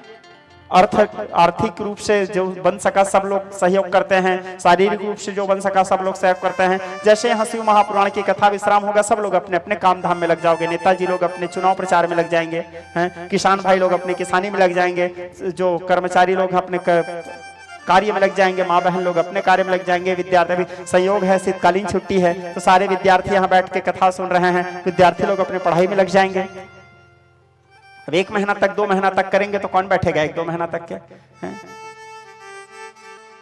तो व्यास जी विचार किए कि 1,00,000 श्लोकों वाली शिव महापुराण को तो कोई, महाभारत को तो कोई पढ़ते सुनते हैं नहीं आजकल। एक काम करता हूं, इसको संक्षिप्त सार गर्भित कर देता हूं। इस प्रकार विचार करके 12 संहिताओं को व्यास जी 7 संहिता में बनाए। कितने संहिता में? 7 संहिता में। और वो 1,00,000 जो श्लोक संख्या था उसको 24,000 श्लोक बनाए। ये जो आपके सामने रखा है, ये 7 संहिताओं वाली शिव पुराण है। इसमें 24,000 श्लोकों की संख्या है, व्यास जी के द्वारा रचित है। व्यास जी इसके रचयिता हैं, लिखे कलयुग के जीवों के लिए, कलयुग के जीवों के सुविधाओं के लिए, ताकि सरल रूप से समझ सकें और शिव जी के कथाओं को जान सकें, सुन सकें और तरण तारण हो सके। इसलिए व्यास जी इसको सरल रूप में रूपांतरित किए। व्यास जी के पास वो योग्यता था, वो अधिकार भी दिए थे भगवान। व्यास जी काट छाट कर सकते थे। उसका जन्म ही इसीलिए हुआ था। 18 पुराणों के रचयिता हैं व्यास जी। तो ये शिव महापुराण का परिचय। तो शिव महापुराण के कथा पहला संहिता क्या है? विश्वेश्वर संहिता। विश्वेश्वर संहिता शुभारंभ होता है। एक समय की बात है, एक बार तीर्थराज प्रयाग में, कहां की चर्चा है?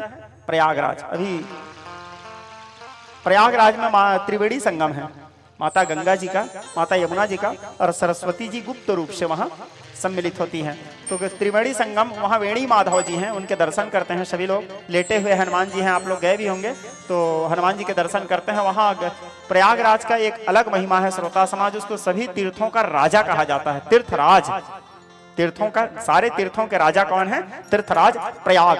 तो प्रयागराज में एक बार दिव्य महत आयोजन हुआ, विराट आयोजन हुआ। बहुजन हिताय बहुजन सुखाय, सर्वजन हिताय सर्वजन सुखाय। सभी लोगों के सुख के लिए, सभी लोगों के हित को ध्यान में रख करके सर्वे भवन्तु सुखिनः सर्वे सन्तु निरामया सर्वे भद्राणि पश्यन्तु मा कश्चित् दुःख भाग् भवेत्। अस्य संकल्प सिद्ध्यर्थे, इस संकल्प के लिए सारे संत महात्मा मिलकर के एक बृहद विराट आयोजन किए। सत्संग हुआ, बहुत बृहद सत्संग। और सत्संग जो है बड़ा दुर्लभ चीज है श्रोता समाज। तुलसीदास जी लिखते हैं, सत्संगते दुर्लभ संसारा, सत्संगते दुर्लभ संसारा, सत्संगते दुर्लभ संसारा, सत्संगते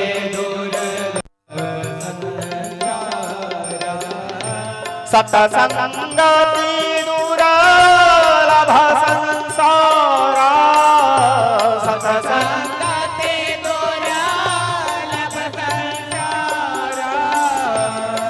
सदंड भये कहीं बारा, निमिष दंड भये कहीं बारा।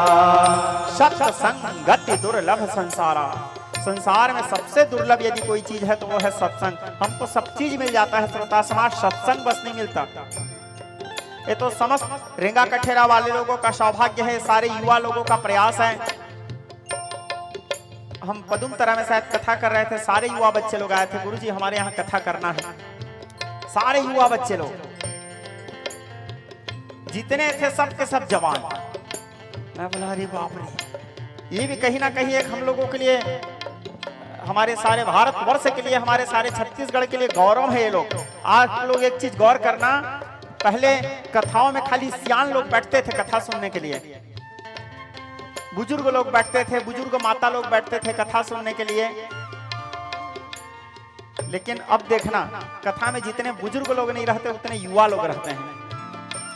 अभी मेरे ही कथा में ऐसा होता है क्या, मैं उसको भी नहीं जानता, क्योंकि दूसरे जगह तो मैं अटेंड नहीं कर पाता ज्यादा। लेकिन मैं जहां भी कथा करने जाता हूं देखता हूं वहां सबसे ज्यादा भीड़ यदि किसी का रहता है तो युवा लोगों का रहता है। मेरे स्वागत में सबसे ज्यादा लोग खड़े रहते हैं तो युवा लोग ही खड़े रहते हैं, एक सैलाब। तो कहीं ना कहीं ये धर्म के प्रति आज के युवा लोग जागृत हो रहे हैं। सनातन के प्रति, धर्म के प्रति आज के सारे युवाओं के अंदर में एक जोश देखने को मिलता है। जहां देखो नारा लगाते हैं जय श्री राम तो जगह गूंज जाता है, जिधर से गुजरो भगवा भगवा भगवा, गर्व होता है, मजा आता है। ठीक, युवाओं के अंदर में ये ऊर्जा देख करके, धर्म के प्रति आस्था देख करके, धर्म के प्रति, ये उन लोगों के माता पिता लोग भी धन्य हैं जो ऐसे ऐसे बच्चे आप लोगों के घर में जन्म लिए हैं। आप लोगों को गर्व होना चाहिए, क्योंकि हमारे सदग्रंथ में बताते हैं श्रोता समाज, जिस घर में आप जिस बेटे को जन्म दिए हो और आपके बेटे के अंदर में यदि राम के लिए प्रेम नहीं है तो आपका बांझ हो जाना ठीक है, लेकिन उस बच्चे को पैदा मत करो जिस बच्चे के अंदर में राम के लिए प्रेम नहीं है। ऐसा मैं नहीं, रामचरितमानस में कहा जाता है, न तरु बांझ भली बादी बयाली, बांझ रह जाओ अच्छा है, लेकिन राम विमुख पुत्र को जन्म मत दो। माता पिता वही धन्य है जिसके बेटा के अंदर में धर्म के प्रति प्रेम है, राम के लिए प्रेम है, राष्ट्र के लिए प्रेम है। तो मैं आज देखता हूं जहां भी कथा करने जाता हूं, युवाओं के अंदर में राम जी के प्रति प्रेम को, धर्म के प्रति प्रेम को देखता हूं तो मुझे बड़ा गर्व होता है। धर्म के प्रति एक जो उन लोगों के अंदर में जो जोश है सबसे ज्यादा युवाओं का। हालांकि ये सब आप लोगों का ही प्रेरणा है, बुजुर्ग लोगों का, माताओं का ही प्रेरणा है कि हमारे बच्चे संस्कारी निकले हैं, धर्म के प्रति जागृत हुए हैं। हाँ, तो क्या बता रहा था मैं आपको, सत्संग सबसे दुर्लभ क्या है, सत्संग। तुलसीदास जी लिख रहे हैं, धन्य घड़े जब भय सत्संगा, धन्य घड़े जब भय सत्संगा, धन्य घड़े जब भय सत्संगा, धन्य घड़े जब धन्य लोक जग पावनी गंगा, धन्य लोक जग पावनी। धन्य घड़ी जब भई सत्संगा, वो घड़ी धन्य है जिस घड़ी में सत्संग होता है। वो लोग धन्य है जो लोग भगवान के सत्संग में बैठते हैं, भगवान की कथा सुनते हैं, सुन पाते हैं। तो आप सभी लोग धन्य हो जो इतना महत विराट आयोजन आयोजित किया आप लोग। भगवान महादेव की कथा सुनने की जिज्ञासा आपके अंदर में उत्पन्न हुआ, ये भगवान शंकर की ही कृपा है, क्योंकि उनकी कृपा के बिना ये इच्छा आपके अंदर नहीं आ सकता। विज्ञ स्नेही स्वजन, तो उस तीर्थराज प्रयाग में विराट संत समागम हुआ। उस संत समागम में अचानक श्री सूत जी महाराज का आगमन हुआ। सूत जी महाराज कौन है? ये महर्षि वेदव्यास जी के चेला हैं, शिष्य हैं। अपने गुरु जी महर्षि वेदव्यास जी के पास रह करके ये अनेक प्रकार के वेद वेदांत में पारंगत हुए हैं, निपुण हुए हैं। गुरु जी के सेवा करके सारे शिक्षा प्राप्त किए हैं व्यास जी से। तो जैसे सूत जी आए, सूत जी को देख करके सब खड़े हो गए, सब उनका अभिवादन किए। वहां बैठे हुए सारे ऋषि मुनि संत महात्मा लोग उनका अभिवादन किए, उनका सम्मान किए। मैं आप लोगों को बोलता हूं ना, सम्मान कोई व्यक्ति का नहीं करते, उसके भीतर के ज्ञान का करते हैं। सम्मान सदैव ज्ञान का किया जाता है। हम कोई व्यक्ति किसी व्यक्ति का सम्मान नहीं करता, उसके भीतर में जो ज्ञान है, उसके भीतर में जो सदाचार हैं, उसके भीतर में जो गुण हैं, हम उस गुण के, उस ज्ञान का सम्मान करते हैं, उसका आदर करते हैं, उसको प्रणाम करते हैं, उस व्यक्ति को प्रणाम नहीं करते।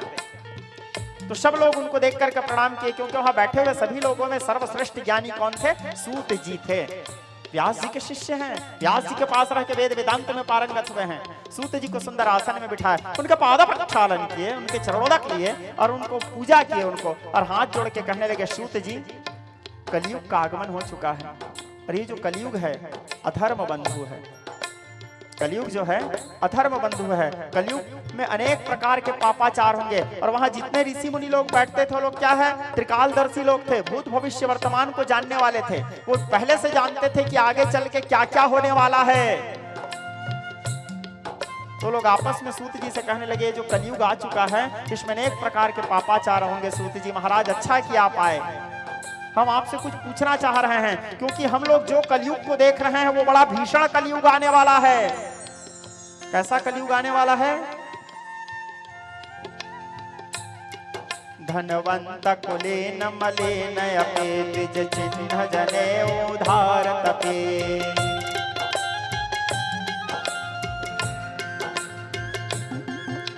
सपनर कल्पित करहि आचारा, जाई न वरन अनीति अपारा।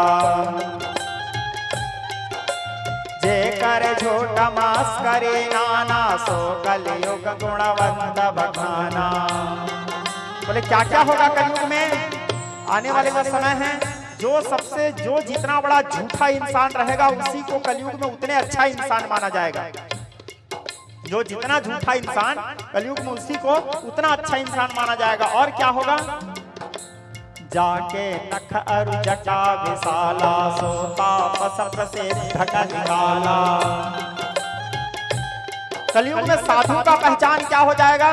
जो जितना बड़ा जटा रखा है, जो जितना बड़ा बड़ा नख बढ़ा लिया है, जो जितना विचित्र वेशभूषा बनाया है, उसको उतना अच्छा साधु माना जाएगा, उसको उतना बड़ा तपस्वी माना जाएगा।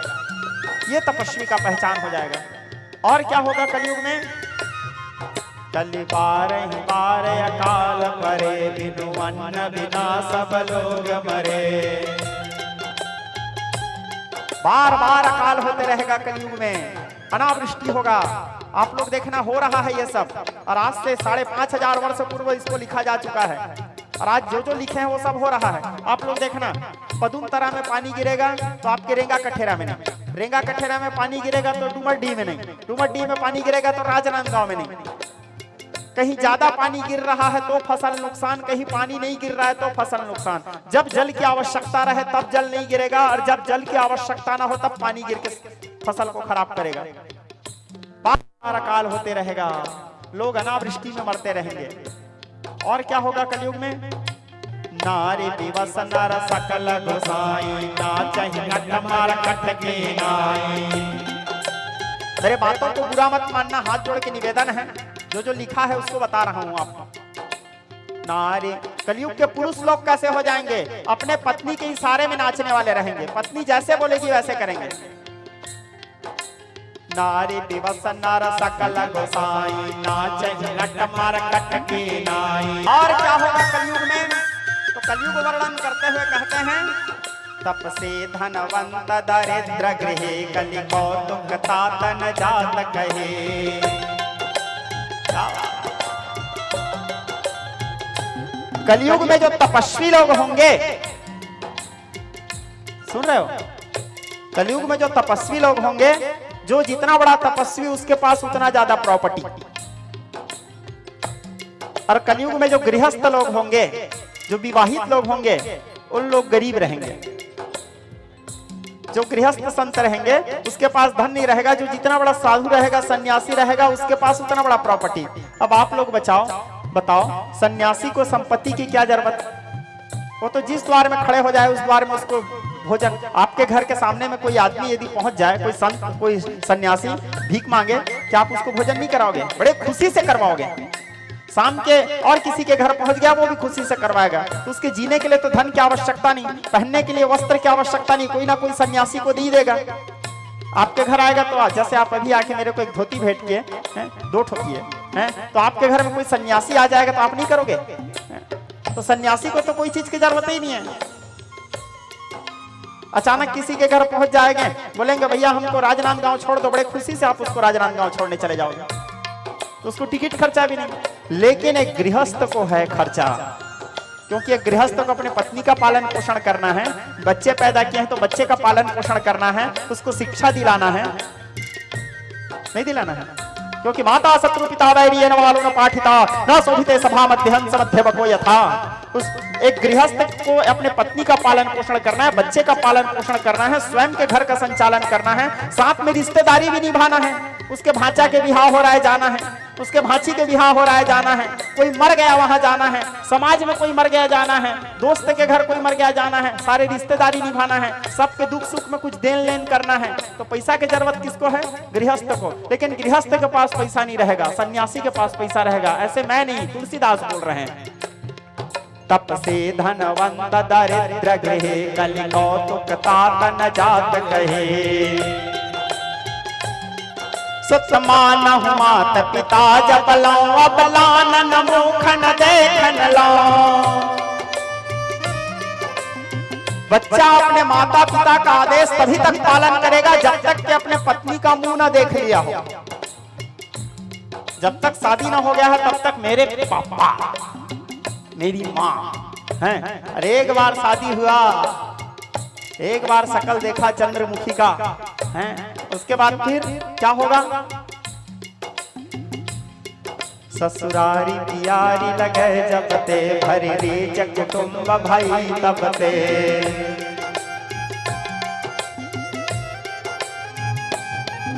एक बार यदि वो मुंह देख लिया, प्रेम हो गया, शादी हुआ, तो अपने माता पिता से ज्यादा उसको प्रेम ससुराल से हो जाता है। वो हर 1 महीना में ससुराल जाएगा फिर, ठीक है? ससुराल के खाना मीठ लगता है। फिर भाई से ज्यादा प्रेम उसको साला साली से हो जाता है, और उस घर का सलाहकार फिर साला रहता है, भाई नहीं। ठीक, ये सब होगा कलयुग में, और हो भी रहा है जो जो लिखा गया है। शादी हुए 5 साल नहीं हुए रहता, माँ बाप को अलग कर देते हैं, बच्चा अपने साथ रख करके भोजन नहीं दे पाते। कईयों के घर में मैं देखता हूं, आप लोग भी देख रहे होंगे, ठीक है? नहीं हो रहा है। जो माँ बाप हमको 25 साल तक के पाल पोस के बड़े किए, शादी करने के बाद 5 साल हम अपने माँ बाप को नहीं रख सकते। यदि 2 बेटा है तो मन में बात रहता है, एक टाइम मेरे घर पिताजी खाएंगे तो एक टाइम तेरे घर खाएंगे, यानी 2 टाइम आप नहीं खिला सकते। माँ बाप को भी बांट दिए, होता है नहीं ऐसा? और ये सब कितने हजार साल पहले लिख दिए हैं, सोचो। बात कड़वा है लेकिन सोचनीय है, सत्य है। और क्या होगा? कलिकाल बिहाल किए मनुजा नहीं मानत हैं अनुजा तनुजा। कलयुग में व्यक्ति संबंधों के मर्यादाओं को तक खो देगा। ये मेरी माँ है, ये मेरी रिश्ता में बेटी है, ये मेरी रिश्ता में माँ लगती है, सारा काम के वशीभूत हो जाएगा व्यक्ति। और क्या होगा? लघु संपत पायन पंचदशा कल्पंतन मान गुमान असा। हर व्यक्ति, कलयुग के जो लोग रहेंगे, अहंकार से इतने पूरित हो जाएंगे मानो कभी वो मरेगा ही नहीं, अमर फल खा के आया है। जबकि ज्यादा से ज्यादा उसका वैलिडिटी 60 साल, ज्यादा हो गया तो 70 साल, उससे ज्यादा तो हम लोग जीते भी नहीं है? ज्यादा ही अच्छा तकदीर हो गया तो और आगे जिएंगे, लेकिन वो आगे जीना भी और ज्यादा तकलीफ है?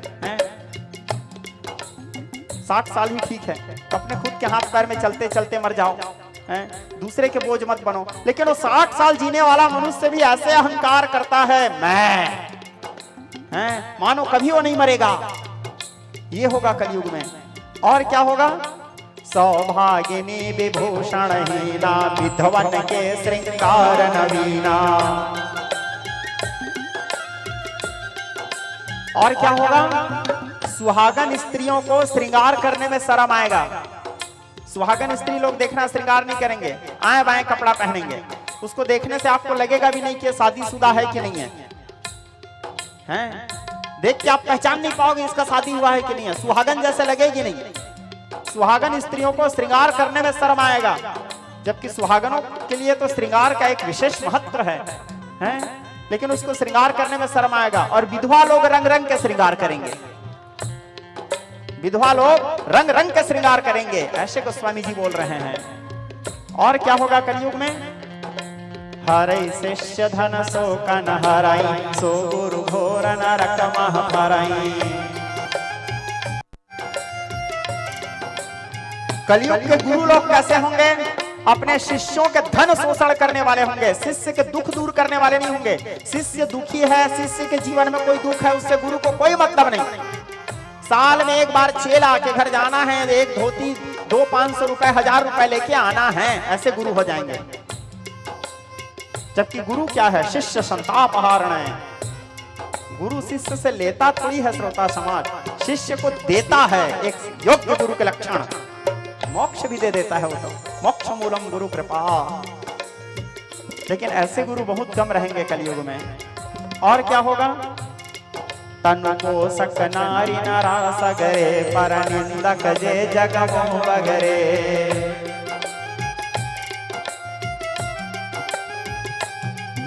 जहां 4 लोग एक साथ बैठेंगे, किसी पांचवा के बुराई करेंगे। ठीक है, कलयुग का एक विशेष गुण, जहां कोई 4 लोग एक साथ बैठे तो कोई पांचवा का बुराई करेंगे। जबकि किसी के बुराई करने से हमको क्या लाभ है? कोई व्यक्ति को आगे बढ़ते देखे, हाँ उसको कैसे हम खींच के नीचे गिराएं, ये सोचेंगे। अरे कोई व्यक्ति यदि 200 रुपए का शर्ट पहना है, तो आप ये मत सोचो कि उसके शर्ट को कैसे फाड़ूं मैं 200 के शर्ट को। आप ऐसा कर्म करो कि आप कर्म करके 400 का शर्ट पहनो। उसके शर्ट फाड़ने के पीछे क्यों जा रहे हो? उससे विनाश आपका होगा। उसका क्या है? जैसे दीपक जलता है, जलते जलते दीपक बुझ जाता है, लेकिन उसका प्रकाश हमको मिलता है। आप किसी से जलोगे, आप बुझ जाओगे, आपका प्रकाश सामने वाला को मिलते रहेगा, वो और बढ़ते जाएगा। उसका रास्ता साफ कर रहे हो, आप उसको रास्ता दिखा रहे हो प्रकाश करके, जल के। और भूपाल निज धर्म कर्म रहिता, भार्या भर्त विरोधनी। हाँ कष्ट कली कली युगे धन्यामृता ये नरा। ये सब होगा। पत्नी पति से जुबान लड़ाने वाली होगी, बेटा माँ बाप को आंख दिखाने वाला होगा, ये भी होगा कलयुग में। धन धन कल युग महाराज, तेरी लीला जब दिखाई है। उल्टा चलन चला दुनिया में, सबकी मति बोराई है। इन सब से बचने का उपाय क्या है? फिर ये सब तो मैं विवरण बताया, तो उपाय क्या है? उपाय भी लिखे हैं। क्या उपाय है?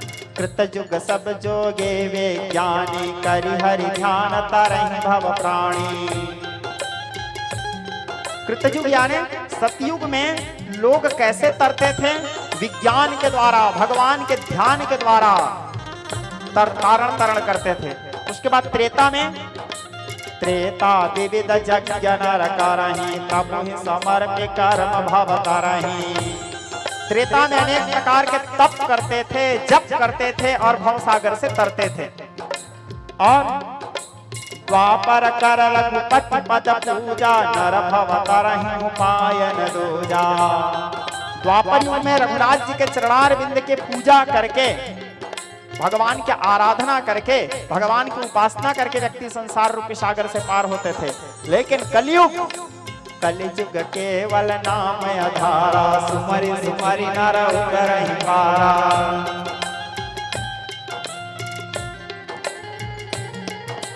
सो भवतर कछु संशय नाही, नाम प्रताप प्रगट कलि माही।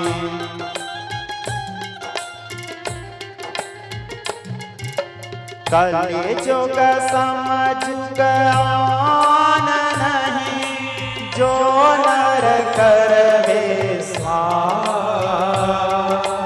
गाई राम गुण गण विमल, भवतर विनहि प्रयास, भवतर विनहि प्रयास।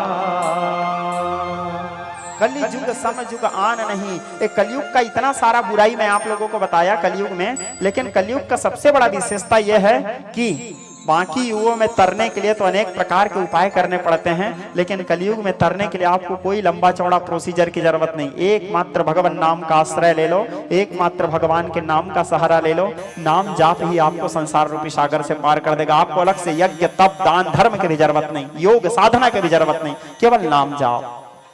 खाते पीते उठते सोते जागते निरंतर भगवान नाम के जाप करो। कहो चल रहे हो नाम चलते, ऐसे नहीं कि एक माला पकड़ के ही करो। भाव कुभाव अनख आलसहु नाम जपत मंगल देसी दसहु। नाम का प्रभाव तो यहां तक बताया गया है। जैसे धान आप लोग खेती में बुनते हो, तो धान बुनते हो तो धान कोई टेढ़ा रहता है, कोई सीधा रहता है, कोई पलट जाया रहता है, जमीन में पड़ता है। कैसे भी धान पड़े निकलेगा, लेकिन सब धान। ठीक उसी प्रकार आप कैसे भी जपो, नाम अपना प्रभाव दिखाएगा ही। भाव कुभाव अनख आलसहु नाम जपत मंगल देसी दसहु।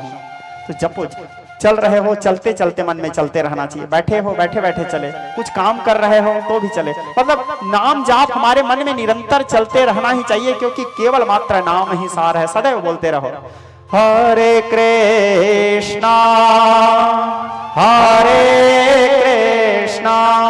कृष्णा कृष्णा हरे हरे हरे राम राम राम हरे हरे। इसको जपो, जितना ज्यादा हो सके जपो। यही एकमात्र सार है आपके तरण तारण का। कलयुग में नातः पर कृपाया, दूसरा कोई उपाय नहीं है। सर्व वेदेषु दृश्यते, सभी वेदों में झांक के देख सकते हो। एकमात्र उपाय कलयुग में तरने का केवल 16 अक्षर वाला नाम। जैसे भी जपो तो भाव कुभाव, उल्टा भी। यहां तक के तो हमारे सब ग्रंथों में यहां तक आया है श्रोता समाज, उल्टा नाम जपा जग जाना वाल्मीक भय ब्रह्म समाना। वाल्मीकि का नाम पहले था रत्नाकर, वो राम बोलना नहीं जानता था, तो मरा मरा मरा मरा जपा, ब्रह्म समाना, ब्रह्म के समान हो गए उल्टा नाम जप के। ये नाम का प्रभाव है। इसलिए मैं आप लोगों को बोलता हूं जपो राम नाम, जपो राम नाम। बहुत आयोजन हुआ, विराट आयोजन। कहाँ? तीर्थराज प्रयाग में सारे संत महात्मा बैठे हुए थे। सब बैठ करके भगवान नाम की चर्चा कर रहे थे। सूत जी महाराज जब आए उसका पूजन किए, तो सूत जी को बोले ये सब कलयुग आने वाला है, तो इन सब से बचने का सुंदर कोई उपाय, तरण तारण का उपाय। तो सूत जी बोले देखो भाई, कलयुग के जीवों के उद्धार के लिए आज जो प्रश्न तुम लोग मेरे से कर रहे हो, ऐसे ही प्रश्न एक दिन ब्रह्मा जी से नारद जी किए थे। एक प्रश्न और किए थे सौनकादिक ऋषि। बोले हम लोग अलग अलग पुराण सुनते हैं तो थोड़े से भ्रमित हैं। बोले क्या भ्रमित हो? बोले कई जगह ये आता है कि पुराण पुरुषोत्तम नारायण जी हैं, कई जगह ऐसे आता है कि पुराण पुरुषोत्तम शिव जी हैं। देवी पुराण आप लोग सुनते हो तो ऐसा लगता है मानो सब चीज मेन कौन है? देवी है, बाकी सब लोग देवी के अंडर आते हैं। शिव पुराण सुनोगे तो सब चीज मेन शिव जी हैं। भागवत सुनोगे तो सब चीज मेन कृष्ण जी हैं। विष्णु पुराण सुनोगे तो विष्णु जी मेन है। जिस पुराण को सुनोगे तो वहां से लगता है कि वही देवता मेन है। तो बोले मेन कौन है जी? सब जगह अलग अलग बताते हैं। Main supreme power all universe कौन है? हेड कोई एक ही तो होगा ना, जिसके हिसाब से सब चलते हैं। तो बोले यानी पुराण पुरुषोत्तम मेन कौन है? पुराण के पुरुषोत्तम जो सभी भगवान, एक लाइन में बोलूं तो भगवान कौन है? भगवान तो 10-20 तो नहीं होते। भगवान तो एक, जैसे हमारे बाप 10-20 तो नहीं होते, एक ही होते हैं। वैसे भगवान 10-20 नहीं, भगवान तो एक ही है। तो वो एक भगवान कौन है? हर जगह हम लोगों को अलग अलग समझ देखने को सुनने को मिलता है, तो अनेक प्रकार की झंझाएं होती है। तो सूत जी महाराज बोले ऋषियों, संसार के सारे झंझाएं तभी तक है जब तक शिव महापुराण का उदय न हो चुका हो। शिव जिस प्रकार सूर्य के उदय होते ही अंधकार नष्ट हो जाते हैं, ठीक उसी प्रकार शिव महापुराण के उदय होते ही सारे झंझाएं नष्ट हो जाते हैं, सारा प्रश्न समाप्त हो जाता है। इतना उत्तर है शिव महापुराण में। दूसरा, संसार के सभी पाप तभी तक हैं जब तक शिव महापुराण का उदय न हो चुका हो। शिव महापुराण की जो कथा है पापात्मा का भी उद्धार कर देता है, प्रेतात्मा का भी उद्धार कर देता है और जीवात्मा का भी उद्धार कर देता है, तीनों का। जीवात्मा यानी आप और हम लोग, पापात्मा यानी वो भी हम ही लोग हैं, मान लो जो पाप करने वाले हैं, तो सब तो पाप करते ही हैं जी। पापात्मा, जीवात्मा और प्रेतात्मा, प्रेतात्मा भी हम ही लोग हैं। ऐसे देखोगे तो तीनों हम ही हैं, मान लो। अब सिद्ध करूं, देखो जीवात्मा तो हम लोग हैं ही, क्योंकि जीव हैं, ईश्वर अंश जीव अविनाशी। अब प्रेतात्मा कैसे हैं? प्रेत किसको बोलते हैं? जो भटक रहा है उसी को प्रेत बोलते हैं। नहीं बोलते हैं क्या वो तरफ मत जाबे, वो तो प्रेत भटका था, बोलते हैं नहीं? तो जो भटकते हुए आत्मा को प्रेत बोलते हैं। तो हम लोग क्या कर रहे हैं? भटक ही तो रहे हैं जी। जन्म पे जन्म, जन्म पे जन्म, जन्म पे जन्म ले रहे हैं। आदि गुरु शंकराचार्य लिखते हैं छरपट पंजरी नामक स्तोत्र में, पुनरपि जननम पुनरपि मरणम पुनरपि जननी जठरे निवासम अंगम गलितम पलितम तुंडम दशनदेहनम जातम तुंडम वृद्धो याते रत्वादन्नम तदपि न मुंचति आसा पिंडम भज गोविंदम भज गोविंदम गोविंदम भज मूढ़मते। तो बार बार जन्म ले रहे हैं, बार बार मर रहे हैं। 84 लाख योनि में घुमाया रे नर तर ना सका तो भवसागर अपार है। कूल है अगाध देखो जल जंतुओं से घिरा, पंजर पुरानी पोत पत में पतवार है। देवी की दया से देख दुर्लभ शरीर मिला, साधना समक्ष योग मुक्तियों का द्वार है। कूल है समक्ष देखो लक्ष्य को न भूल जाना, जाना तुम्हें भैया समुद्र से पार है। तो भटक रहे हैं। जैसे गंगा जी निकलती कहां से है? गंगोत्री से, और आखिरी मिलती कहां है? लवण समुद्र में। समुद्र में गंगा नदी का आखिरी गंतव्य क्या है? समुद्र। न जाने, लेकिन गंगोत्री से लेकर समुद्र जाते तक गंगा जी को न जाने कितने गांव, कितने नगर, कितने पहाड़, कितने को पार करते जाना पड़ा है। लेकिन जब आखिरी जाके समुद्र में मिल जाता है, तो समुद्र में जब आप कभी जगन्नाथपुरी जाओगे या गए होंगे, तो जगन्नाथपुरी के जल को ऐसे, समुद्र के जल को हाथ में उठा के कोई आपको बोलेगा भैया हाँ ये गंगा नदी के पानी हवे कि ब्रह्मपुत्र के हवे कि महानदी क्या है? तो आप बता पाओगे कि गोदावरी का है कि कावेरी का है कि गोमती का है कि सोडूर का है कि अरपा का है कि पैरी का है? बताओगे? नहीं बताओगे। समुद्र के पानी को उठा के कोई आपको पूछेंगे तो नहीं बता पाओगे। क्यों नहीं बता पाओगे?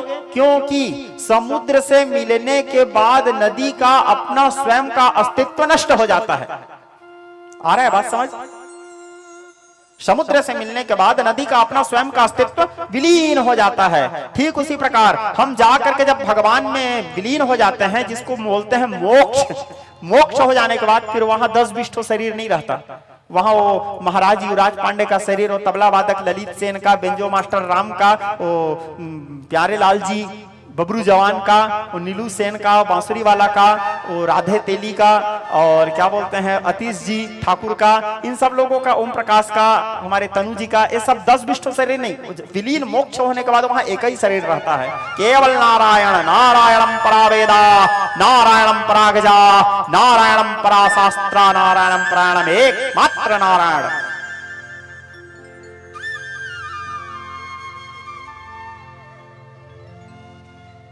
तो उसको बोलते हैं मोक्ष, यानी वहां मिलने के बाद अपना अस्तित्व विलीन हो जाता है। ठीक उसी प्रकार हम जो जीवात्मा हैं, जन्म लेने के बाद जन्म पे जन्म, जन्म पे जन्म, जन्म पे जन्म लेते लेते लेते लेते लेते भटकते भटकते यहाँ से वहां घूमते घूमते आखिरी में जब हम आ करके भगवान में विलीन हो जाते हैं, तो वहां भगवान से मिलने के बाद हमारा पता खत्म। तो वहां पे फिर मैं तुम ये सब नहीं रहते, वहां एक ही रहते हैं बस। वो हमारे पूज्य पिताजी गाया करते थे, ढूंढा तुझे जहां में तेरा पता नहीं, ढूंढा तुझे जहां में तेरा पता नहीं, तेरा पता मिला तो, तेरा पता मिला तो मेरा पता नहीं, ढूंढा तुझे जहां में तेरा पता नहीं। तो अभी हमको उसका पता नहीं मिला है, यानी हम जन्म ले रहे हैं, मर रहे हैं, अंगम गलितम पलितम तुंडम कर ही रहे हैं, यानी अभी हमको मोक्ष नहीं मिला है। मोक्ष नहीं मिला है यानी अब इसके बाद भी कोई जरूरी थोड़ी है हमको मोक्ष मिलेगा। फिर जन्म ले सकते हैं, कुकुर बिल्ली सुअर चंकी कुछ भी बन सकते हैं, तो मोक्ष नहीं मिला है, यानी हम भटक रहे हैं। भटक रहे हैं यानी प्रेत हैं, जो भटक रहा है वो प्रेत है। तो प्रेतात्मा भी है हम, और जीवात्मा तो है ही, और पापात्मा आप लोग नहीं हो। एक जने भी दिल में हाथ रख के बोलो महाराज मैं पापी नहीं हूं बोल के। हम सब पाप करते हैं, सब पापी हैं। कैसे प्रीतम नहीं हो पापी? आए नहीं हो बोलो। लल्ला, ओम प्रकाश, और तुम बेटा हो ना? महू हूँगा। तुम लोग इतना काहे सोच पड़ गए हो? सब पापी हैं। ठीक है, पाप कौन नहीं करता श्रोता समाज? देखो बुरा दुनिया में सब हैं, बुरा सब हैं आप लोग, लेकिन अच्छा कौन है? जो थोड़ा कम बुरा है। ठीक है, बुरा तो सब हैं, लेकिन अच्छा कौन है? जो थोड़ा कम बुरा है। पाप तो सब करते हैं श्रोता समाज, हम जानबूझ के भी पाप करते हैं, और कई पाप तो ऐसे हैं जो हम अनजाने में भी कर देते हैं। तो हम ये बोल ही नहीं सकते कि मैं कोई पाप नहीं किया हूं। चल रहे हो, पैर के नीचे 2 चींटी तो दब गया है। कभी आपको गुस्सा आ गया, एकदम जोर से किसी के ऊपर चिल्ला दिया, सामने वाला का दिल दुख गया, वो भी तो पाप है? तो पाप कौन नहीं करता श्रोता समाज? तो जीवात्मा, प्रेतात्मा, पापात्मा तीनों का कल्याण कर देता है श्री शिव महापुराण की कथा। ऐसे सूत जी बताए। और रहा सवाल जो तुम लोग अभी अभी मेरे को पूछे, पुराण पुरुषोत्तम कौन है? वेदांत वेद्य कौन है? सभी पुराणों के अधिष्ठाता कौन है? भगवान ईश्वर लॉर्ड कौन है? तो आज जो प्रश्न तुम लोग मेरे से कर रहे हो, ऐसे ही प्रश्न एक दिन नारद जी ब्रह्मा जी से किए थे। तो ब्रह्मा जी से जब पूछे तो ब्रह्मा जी बोले, बेटा नारद, एक बार 6 कुल के ऋषि लोग भी मेरे पास आए थे। 6 कुलों के ऋषियों के बीच में विवाद हो गया था इसी बात को लेकर। ऋषि मुनियों के बीच में जो विवाद होता है वो लड़ाई झगड़ा वाला विवाद नहीं होता, मारपीट वाला, इधर धर धर मारे वाला नहीं है। उन लोगों के बीच में संवाद युक्त विवाद होता है भगवत चर्चा को लेकर के, अनेक प्रकार के झंझाएं जो होती है उसको निराकरण के लिए। तो 6 कुलों के ऋषियों के बीच में जो संवाद युक्त विवाद हुआ, तो सब लोग चले गए ब्रह्मदेव के पास और ब्रह्मा जी को जा करके प्रणाम किया। ब्रह्मा चतुर्मुख सत्यलोक पितामह। और ब्रह्मा जी को प्रणाम करने के बाद ब्रह्मा जी से अपनी जिज्ञासा प्रकट किए कि हे प्रजापति ब्रह्मदेव, आप हमें बताइए, अलग अलग जगह में हम लोग अलग अलग बात सुनते हैं, तो आप ही बताइए कि पुराण पुरुषोत्तम कौन है, भगवान कौन है? तो ब्रह्मा जी बोले 6 कुल के ऋषियों जो प्रश्न तुम लोग मेरे से कर रहे हो, ऐसे ही देखो कितना घूमते जा रहा है। जो सूत जी से सौनकादिक ऋषि पूछे, सौनकादिक ऋषि को सूत जी बताते हुए कहे, जो तुम लोग मेरे को पूछ रहे हो 6 कुल के ऋषि लोग ब्रह्मा जी को पूछे थे। अब जो 6 कुल के ऋषि लोग ब्रह्मा जी को पूछे हैं, तो ब्रह्मा जी बोलते हैं जो तुम लोग मेरे से पूछे हो, ऐसे ही एक दिन सनत कुमार से व्यास जी पूछे थे। व्यास जी सुंदर तपस्या कर रहे थे, सनत कुमार उनके पास आए। व्यास जी सनत कुमार को देख के अभिवादन किए। सनत कुमार भी भगवान के 24 अवतारों में से एक अवतार हैं, व्यास भी 24 अवतारों में से एक अवतार। अभिवादन किया, व्यास जी इसी बात को पूछे। तो व्यास जी के पूछने पर सनत कुमार बताए कि व्यास जी जो तुम मेरे से पूछ रहे हो, ऐसे मैं भी एक दिन नंदी से पूछा था। अब घूम फिर के नंदी तक आए। तो नंदी ने क्या कहा वो बात को आप सब लोग सुनो। नंदी ने कहा पुराण पुरुषोत्तम वेदांत वेद्य जो हैं वो केवल भगवान महादेव ही हैं। सत्य केवल शिव है और शिव ही सुंदर हैं, यानी स्मार्ट भी शिव ही हैं। सत्यम शिवम सुंदरम, तो भगवान महादेव ही हैं। तो बोले फिर राम नाम सत्य है क्यों बोलते हैं? ये भी एक प्रश्न है। जब शिव सत्य है तो मुर्रा छीटते समय शिव सत्य है, सबका यही गत्य है क्यों नहीं बोलते? राम नाम सत्य है क्यों बोलते हैं? प्रश्न उठता है। तो बात यह है श्रोता समाज, इसलिए राम जी सत्य हैं क्योंकि शिव जी में और राम जी में कोई भेद नहीं है। शिव ही राम है या राम ही शिव है। इस बात को शिव महापुराण के शुरुआत में ही अपने दिमाग में बिठा लो। जो व्यक्ति नारायण में और महादेव में भेद देखते हैं, वो ना तो कभी नारायण को पा सकते हैं, ना तो कभी शिव को पा सकते हैं। अभी थोड़ी देर बाद इस कथा पूरा कथा के रूप में समझाऊंगा आपको, लेकिन इस बात को पहले समझ जाओ कि कभी भी शिव जी में और नारायण जी में अंतर मत देखना। आप लोग यदि शिव जी और नारायण जी में अंतर देखोगे तो ना तो आप शिव जी को पा सकोगे, ना तो आप नारायण जी को पा सकोगे। और सीधा से यदि आपको बताऊं तो नारायण को पाना है तो शिव के भजन करो, नारायण ऐसे ही मिल जाएंगे। और शिव को पाना है तो नारायण की भक्ति करो, क्योंकि बिना नारायण की कृपा से आप शिव को नहीं पा सकते, लाख प्रयास कर लो। आप लोग रामचरितमानस तो पढ़े होंगे, हम मानस पाठक लोग बैठे होंगे। रामचरितमानस में राम जी राजगद्दी में बैठते ही सबसे पहले घोषणा किए थे। क्या घोषणा किए थे? उत्तरकांड। और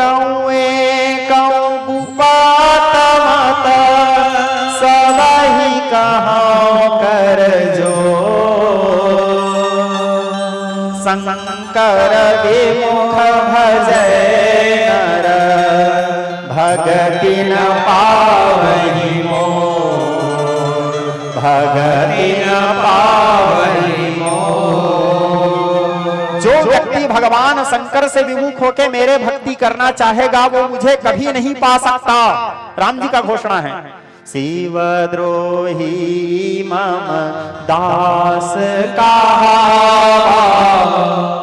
शिवद्रोही मम दास कहा, सो नर सपने मोहिन पावा। जो शिव से बैर रख के मुझे पाना चाहेगा मुझे कभी नहीं पा सकता। मुझे पाना है तो एकमात्र केवल शिव की भक्ति करो, राम जी बोलते हैं। और शिव जी भी यही बोलते हैं, मुझे पाना है तो नारायण की भक्ति करो।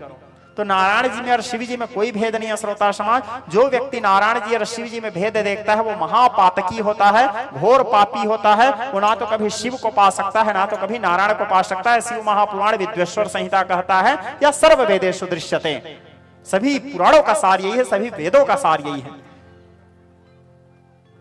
शिव चालीसा आप लोग पढ़ते होंगे। शिव चालीसा में एक लाइन आता है, हरिहर एक रूप गुणशीला, करत स्वामी सेवक की लीला। हरिहर एक रूप गुणशीला, हरि और हर एक ही हैं। ये दोनों स्वामी और सेवक बनने की लीला करते हैं। कभी राम जी स्वामी बन जाते हैं तो शिव जी उनके भक्त बन के पूजा करते हैं, और कभी शिव जी स्वामी बन जाते हैं तो राम जी उनके भक्त बन के पूजा करते हैं। आप लोग देखे ना, कभी राम जी शिव जी करते रहते हैं, कभी शिव जी, मतलब दोनों के एक दूसरे के प्रति। हाँ, तो विज्ञ स्नेहि स्वजन ये राम जी के शब्द हैं। और एक गुपत मत, मैं आप लोगों को एक गोपनीय बात बता रहा हूं, ऐसे बोले। कौन बोल रहे हैं? स्वयं राम। राम ब्रह्म व्यापक जग जाना, परमानंद परेश पुराना। ओ ब्रह्म राम बोल रहे हैं। क्या बोल रहे हैं? और एक गुप्त मत, एक गोपनीय बात बता रहा हूं तुमको। सब ही कहो कर जोर, सबको हाथ जोड़ के बोल रहा हूं, शंकर विमुख भजय नर, भगति न पावहि मोर। जो शिव से विमुख होकर मुझे पाना चाहेंगे मुझे कभी नहीं पा सकते। मुझे पाना है तो शिव भक्ति करो। और शिव जी स्पष्ट बोलते हैं, मुझे पाना है तो नारायण की भक्ति करो। तो विज्ञ स्नेहि स्वजन, इसीलिए शिव और नारायण में कोई भेद नहीं है। इसलिए पुराण पुरुषोत्तम केवल भगवान सदाशिव को कहा जाता है या केवल भगवान नारायण को कहा जाता है। पुराण पुरुषोत्तम केवल भगवान, केवल या तो सदाशिव हैं या तो केवल नारायण हैं। सब लोग भगवान नहीं, बाकी लोग देवता हैं। बाकी लोग देवता हैं। भगवान किसे कहते हैं? जो सकल भी है और जो निष्कल भी है, उसी को भगवान कहते हैं। सकल भी है और जो निष्कल भी है। सबको भगवान नहीं बोल सकते। भगवान वही हैं जो सकल भी हैं और निष्कल भी हैं। अब ये सकल क्या है, निष्कल क्या है? आप लोग जितने भी देवी देवता को देखते हो वो लोग सकल हैं, केवल निष्कल नहीं है। जैसे गणेश जी को आप देखो, गणेश जी सकल हैं। शकल यानी जिसका स्वरूप है, जिसके हाथ हैं, जिसके पैर हैं, जिसके मुंह हैं, जिसके कान हैं, जिसके नाक हैं, जो चल सकता है, जो बोल सकता है, जिसका संपूर्ण शरीर है, वो सकल। तो गणेश जी सकल बस हैं। निष्कल, निष्कल यानी जिसके हाथ नहीं, जिसके पैर नहीं, जिसके मुंह नहीं, जिसके कान नहीं, जो शून्य स्वरूप हैं, जो ज्योतिर्मय स्वरूप हैं, जो शून्य शून्य महाशून्य है, उसको बोलते हैं निष्कल। जो पिंड स्वरूप है, जो ज्योतिर्मय स्वरूप है, जो लिंग स्वरूप है। तो गणेश जी लिंग स्वरूप नहीं है, गणेश जी सकल हैं। इंद्र सकल हैं, वरुण सकल हैं, अग्नि सकल हैं, सूर्य सकल हैं, चंद्र सकल हैं, यम सकल हैं, जम सकल हैं, चित्रगुप्त सकल हैं, शनिदेव सकल हैं, राहु सकल है, केतु सकल है, वरुण सकल है, भैरव जी सकल हैं, दुर्गा माता सकल हैं, सब लोग सकल हैं। सकल निष्कल नहीं है। एकमात्र शिव जी ही हैं जो सकल भी हैं और निष्कल भी हैं, और एक मात्र नारायण जी हैं जो सकल भी हैं और निष्कल भी हैं। आप लोग शिव जी का देखना, शिव जी के स्वरूप भी है। ओम नमो भगवते सदा शिवा सकल तत्वात्मका सकल तत्व विरहा सकल लोका का कत्र सकल लोका का भत्र। जब उसके वंदना होता है वेद कहता है आत्मानगम शिवात्मानगम श्रेयरुद्र रूपम ध्यायेत। स्वरूप कैसा? शुद्ध स्फटिक संकासम त्रिनेत्रम पंचवक्त्रगम गंगाधरम दशभुजम। सिर है तब तो गंगा बहता है। आपके यहां भी शिव जी में गंगा बहता है। कल मैं देख रहा था, गंगाधरम दशभुजम सर्वाभरण भूषितम नीलग्रीवं सशंकं नागयज्ञोपवेतनम व्याघ्रचरमोदरेयं च धरेण वयप्रदम कमण्डलवक्षशस्त्राणं ध्यारणं शूलपाणिनं ज्वलन्तं पिङ्गलजटाशिखा मध्यो तथारुणं वृषस्कन्धसमारूढं ममादेहार्तजारणं अमृतेनामृतं शान्तं दिव्यभोगसमन्वितम्। ये शिव जी के स्वरूप। और जब वो निर्गुण स्वरूप में आते हैं तो शिव जी ज्योतिर्लिंग भी हैं। बाकी देवी देवताओं के लिंग होता है क्या? शिव जी का है। शिव जी के लिंग स्वरूप हैं, इसलिए तो शिव जी के लिए कहते हैं तुलसीदास जी, नमामि समीसान निर्वाण रूपम विभुम व्यापकम ब्रह्म वेद स्वरूपम निजम निर्गुणम निर्विकल्पम निरेहम। तो लिंग स्वरूप केवल भगवान महादेव, यानी महादेव निष्कल भी हैं और सकल भी हैं। दूसरा नारायण, नारायण जी को भी देखना, नारायण जी भी सकल हैं और निष्कल भी हैं। नारायण जी भी लिंग स्वरूप में रहते हैं। शालिग्राम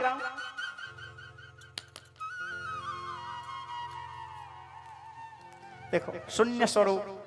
नारायण जी भी शालिग्राम स्वरूप में रहते हैं, निष्कल और सकल भी है। वो देखो, सकल भी हैं निष्कल भी हैं। दूसरा शिव जी भी सकल भी हैं और निष्कल भी हैं। तो जो सकल और निष्कल दोनों एक साथ है वही ब्रह्म है, वही भगवान है। तो भगवान कौन है? केवल नारायण या केवल शिव जी को। और वो भी शिव महापुराण में शिव जी को स्पष्ट सदा शिव शब्द से संबोधित किया गया है। भगवान सदा शिव ही केवल भगवान है, भगवान। और दूसरा केवल नारायण जी ही भगवान है, बाकी सब देवता, क्योंकि यही दोनों सकल और निष्कल हैं और सब इन्हीं से हुए हैं। और ये दोनों में भेद नहीं है, एकाकार स्वरूप है। इसलिए इन्हीं को पार ब्रह्म परमेश्वर, परात्पर ब्रह्म या संपूर्णतम ब्रह्म केवल भगवान महादेव को या नारायण जी को ही कहा जाता है। तो इन्हीं को पुराण पुरुषोत्तम। तो आप पुराण पुरुषोत्तम या तो भगवान सदाशिव को कह सकते हैं या तो भगवान श्री नारायण जी को कर सकते हैं। जैसे आपके यहाँ कल शिव महापुराण शुभारंभ हुआ, व्यासपीठ में रखा शिव पुराण है, लेकिन पूजा जगन्नाथ जी का हुआ। आप लोग गौर किए, पूजा हम किसका कर रहे थे? जगन्नाथ जी का। और आरती क्या गा रहे थे? ओम जय शिव ओंकारा। और पूजा जगन्नाथ जी का हो रहा था। क्यों?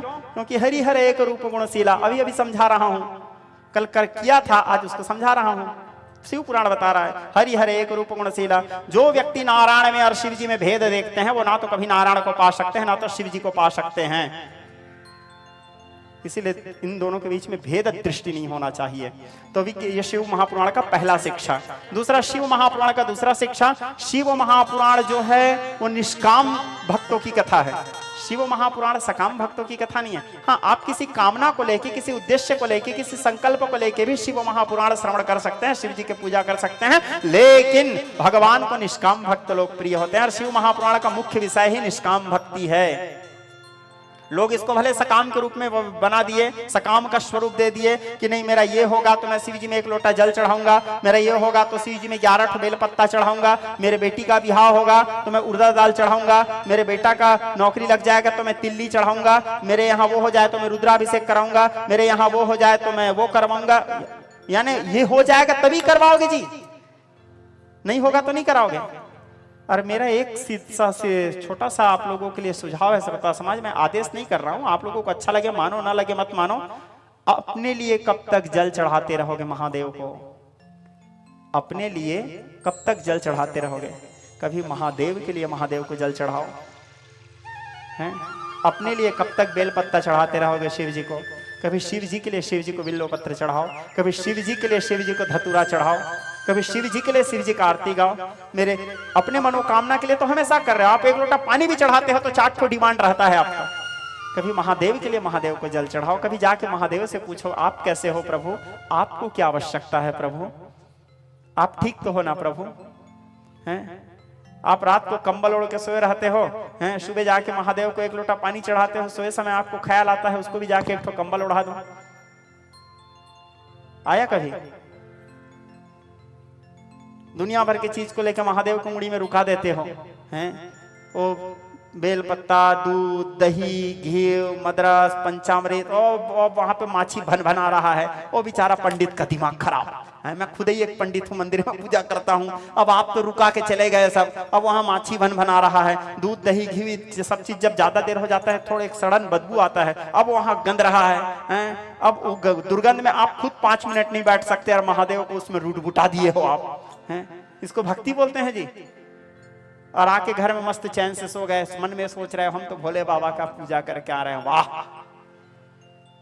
पूजा करने के बाद उसको उतना स्वच्छ करके आओ। पंडित तुम्हारे बाप का नौकर नहीं है, हैं? तुम्हारे जाने के बाद साफ करेगा। दूसरा, शिव जी या माता पार्वती के लिए छोड़ के आए हो क्या कि हाँ हम तो दूल्हा के में कर दे हंते साफ कर देवे बोल के, हैं? उसको आप मस्त पूजा करो। मैं पूजा करने के लिए मना नहीं कर रहा हूँ श्रोता समाज, दूध दही गंगा जल घी आदि चढ़ाने के लिए मना नहीं कर रहा हूँ, सब चढ़ाओ, बड़ा श्रद्धा से चढ़ाओ, मस्त चढ़ाओ, पूजा करो, आरती करो। आरती करने के बाद सब चीज को फिर से उतारो, उतारने के बाद निर्माल्य अपने लिए लेके आ जाओ, अपने भगवान से उतरा हुआ निर्माल्य भी ले आओ और मस्त शिवलिंग को सुंदर साफ सफाई करके सुंदर व्यवस्थित करके मंदिर को सफाई करके आओ। गंदगी फैला के मत जाओ। वो कागज में सिंदूर लेके गया हो, सिंदूर चढ़ाया, कागज पुड़िया फेंक दिए, दोना को फेंक दिए, वो डिस्पोजल को फेंक दिए। अब वो बेचारा महाराज का गरज है, महाराज साफ करेगा, हैं? इसको भक्ति नहीं बोलते श्रोता समाज, इसको स्वार्थ बोलते हैं। आप रात को जब सोते हो तो आप भी अपने पहने हुए थोड़ा सा अंग वस्त्र बस धारण करते हो और बाकी सब सोना चांदी गहना गेवर को उतार देते हो, बाकी बड़ा बड़ा वस्त्र को उतार देते हो। जितना आवश्यकता है उतनी वस्त्र पहन के आप लोग सोते हो और शिव जी की मुड़ी में दुनिया भर के चढ़ा के आ गया हो और रात भर उसे पड़े रहेंगे, हैं? कैसा लगता होगा उनको? कभी उनके लिए भी तो सोचो। और भगवान को स्वच्छता और पवित्रता बड़ा पसंद है श्रोता समाज। स्वच्छता और पवित्रता हमारे पूज्य पिताजी बार बार बोलते थे जब मैं पूजा पाठ शुरू करता था, तो बेटा स्वच्छता का विषय, तुम भोग लगा रहे हो, भोग कटोरी चमकते रहना चाहिए। तुम आरती कर रहे हो तो आरती का दिया चमकते रहना चाहिए। तुम घंटी बजा रहे हो तो घंटी चमकते रहना चाहिए। स्वच्छता, हमारे पिताजी एकदम ज्यादा डिसिप्लिन सब चीजों। मंदिर में तुम जब पूजा करने से पहले मंदिर इतना साफ दिखना चाहिए कि यदि तुमको फर्श में खाना परोस दे तो अब फर्श में बैठ के खाना खा लो, इतना साफ दिखते रहे। तुम मंदिर में जब जिस मंदिर में पूजा कर रहे हो के टाइल्स को ऐसे देखो तो तुमको दर्पण देखने की जरूरत नहीं पड़ना चाहिए, इतना चमकते रहना चाहिए। भगवान का प्रतिबिंब उसमें दिखना चाहिए, इतना चमके। स्वच्छता भगवान को बड़ा पसंद है। अब मैं कई लोग जगह देखता हूँ जो दिया भगवान को जला रहे हैं, इतना उसमें चीट जमे रहता है, बाप रे। जो कटोरी में भगवान को भोग लग, कई जगह वो जो चरणामृत पंडित जी देते हैं, वो चरणामृत का गिलास इतना केचकेचा हैं, इतना वो कहीं आपको पानी देंगे तो आप पीने के लिए झिझक जाओगे, हैं? और उसमें भगवान को रोज पिला रहे हो जी। भगवान को कैसे लग रहा होगा जब आप नहीं पी पा रहे हो वहां के पानी को। स्वच्छता बनाए रखो, पवित्रता बनाए रखो, ठीक है? तो विज्ञ स्नेह स्वजन, अपने लिए कब तक चढ़ाओगे? अपने मनोकामना के लिए। कभी महादेव के लिए महादेव में जल चढ़ाओ, कभी महादेव के लिए महादेव का पूजा करो, कभी महादेव के लिए महादेव के मंदिर जाओ। भगवान को निष्काम भक्त लोग बड़े प्रिय होते हैं, जो निष्काम भाव से उनको भगवान को मांगोगे तो देंगे जरूर। मैं नहीं बोल रहा हूं नहीं देंगे, भोले बाबा तो अवघड़ हैं, जो मांगोगे दे सकते हैं वो, हैं? आप लोग तो सुने भी हो, वो भस्मासुर को भी वरदान दे दिए थे, सुने हो नहीं कथा? भोले बाबा तो अवघड़ है श्रोता समाज, और भक्त के कब कौन से हरकत में रीझ जाए कोई ठिकाना नहीं, इतने भोले हैं। एक घंटा चरण की कथा आप लोग सुने हो? एक भोले बाबा का भक्त था, उससे पहले कभी भक्ति किया नहीं था। मंदिर में सोना का घंटा टंगा था। अब वो बेचारा को देखा, घंटा को लालच आ गया, अब वो घंटा को चोरी करना था। तो घंटा रात्रि के समय घंटा को चोरी करने के लिए क्या दिमाग लगाऊं सोचा, तो शिवलिंग के ऊपर ही चढ़ गया, वहां तक हाथ नहीं पहुंचा। तो शिवलिंग बड़ जनिक था, हैं? तो शिवलिंग के ऊपर चढ़ गया और शिवलिंग के ऊपर चढ़ के वो घंटा को निकाल रहा था। निकाल के जैसे चोरी करने के मूड में शिवलिंग के ऊपर चढ़ा, भोले बाबा प्रकट हो गए। बोले पुत्र हम प्रसन्न हैं, क्या वरदान है मंगो। बोले ओ बेचारा भोले बाबा को देखा, घबरा गया, बेहोश। अब भोले बाबा अचानक किसी के सामने भी प्रकट हो जाए श्रोता समाज, कोई भी बेहोश हो जाएंगे। उनका स्वरूप है वो कराल प्याल हव्यवान, यहाँ फो फो कर रहा है। स्वरूप कलैरंडमालम तनवसर्पजालम महाकाल कालम हाथ में करभ्रम त्रिशूलम। बेचारा पूरे शरीर में भस्म अलग छिपरे हैं। वो बेचारा फिर होश में आया। तो ऐसे बोले बाबा कभी भी दर्शन देने के लिए प्रकट हो सकते हैं, कोई ठिकाना नहीं उनका। माता पार्वती पूछी, बोले वो क्या ऐसे कर दिया था जी, उसके ऊपर फिदा हो गया, उसको दर्शन देने चले गए। बोले बाबा बोले देखो वहां आज तक तो लोग मेरे ऊपर दूध दही गंगा जल चढ़ाते थे, ये भगत को देखो अपने आप को चढ़ा दिया। बोले ऐसे भोलेनाथ है। तो देखो, सकाम और निष्काम की चर्चा कर रहा था मैं। भगवान को आप किसी मनोकामना को लेकर उसकी उपासना करोगे तो आपको देंगे जरूर, नहीं देंगे ऐसा नहीं है, लेकिन भगवान को ज्यादा प्रिय वो भक्त हैं जो भगवान के निष्काम भक्त होते हैं, जो भगवान से कुछ न मांगे, जो भगवान से कुछ न चाहे, जो भगवान को चाहे। भगवान को ऐसे भक्त प्रिय हैं जो भगवान से कुछ न चाहे, जो भगवान को चाहे। भगवत प्राप्ति कर संख साधनम, निष्काम भक्तों की गाथा है शिव महापुराण। तो पुराण पुरुषोत्तम के बारे में बताया, तो फिर नंदी से सनत कुमार पूछते हैं भगवान महादेव के प्राप्ति का साधन क्या है। आपने तो बता दिया महादेव के सकाम और निष्काम के बारे में, पुराण पुरुषोत्तम के बारे में भी बताया। अब आप हमें कृपा करके ये बताओ कि महादेव के प्राप्ति का सबसे सुंदर साधन क्या है, ऐसे क्या करने से महादेव के प्राप्ति हो सकता है। तो बोले महादेव के प्राप्ति का मुख्य 3 साधन है, श्रवण मनन चिंतन। श्रवण मनन और चिंतन, इन तीनों के द्वारा भगवत प्राप्ति किया जा सकता है, भगवान महादेव के प्राप्ति किया जा सकता है। श्रवण अर्थात जहां भगवान महादेव के कथा चल रही हो, उनके गाथाओं को श्रवण करना। और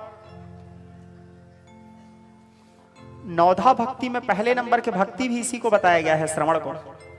भगवान के 9 प्रकार के भक्ति होते हैं, श्रवणम, कीर्तनम, विष्णु स्मरणम, पाद सेवनम, अर्चनम, वंदनम, सख्य, दास्य, आत्मनिवेदनम। ये 9 प्रकार के भक्ति में सबसे पहला भक्ति क्या है? श्रवण भक्ति।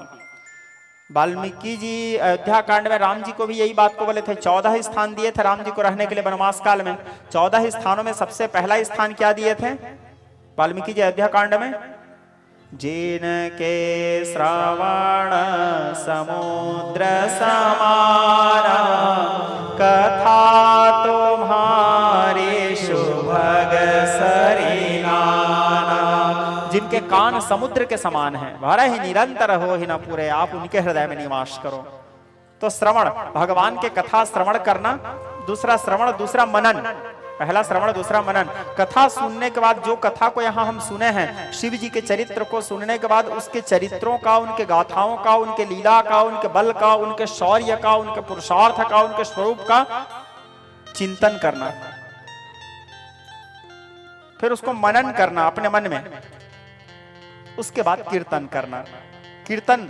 कीर्तन करना भगवान महादेव को अत्यंत प्रिय है। श्रवण, मनन, चिंतन और कीर्तन, इसके द्वारा भगवान महादेव को प्राप्ति किया जा सकता है। श्रवण करोगे तो स्वतः है मनन होगा, मनन होगा तो चिंतन होगा, चिंतन करोगे तो कीर्तन करने की इच्छा होगा ही। और कीर्तन 3 प्रकार से किया जाता है शिव जी के लिए। पहला वेद मंत्रों के द्वारा, दूसरा ऋषि मुनि या तो सिद्ध पुरुषों के द्वारा रचित स्तुतियों के द्वारा, या तीसरा राग रागनी के द्वारा। वेद मंत्रों के द्वारा आप भगवान महादेव के स्तवन पूजा कर सकते हो, कीर्तन कर सकते हो। दूसरा ऋषि मुनियों के द्वारा रचित जैसे स्तुति हैं, उसके द्वारा भी भगवान महादेव के कीर्तन कर सकते हो। या तीसरा राग रागनी के द्वारा। जैसे वेद मंत्र के द्वारा कैसे स्तवन करें, कैसे कीर्तन करें, जैसे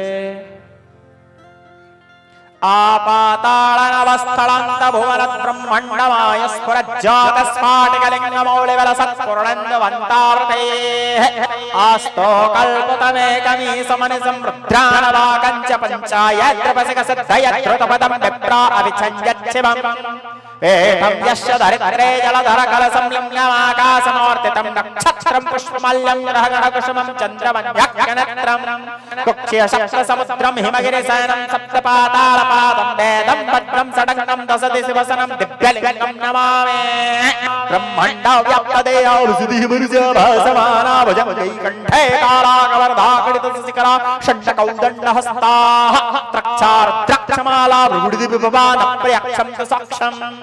वेद मंत्रों के द्वारा भी भगवान की कीर्तन कर सकते हैं, या ऋषि मुनियों के द्वारा गाए गए स्तुतियों के द्वारा, जैसे आदिगुरु शंकराचार्य जी गाते हैं, पशूनां पतिं पापनाशं, बजाओगे?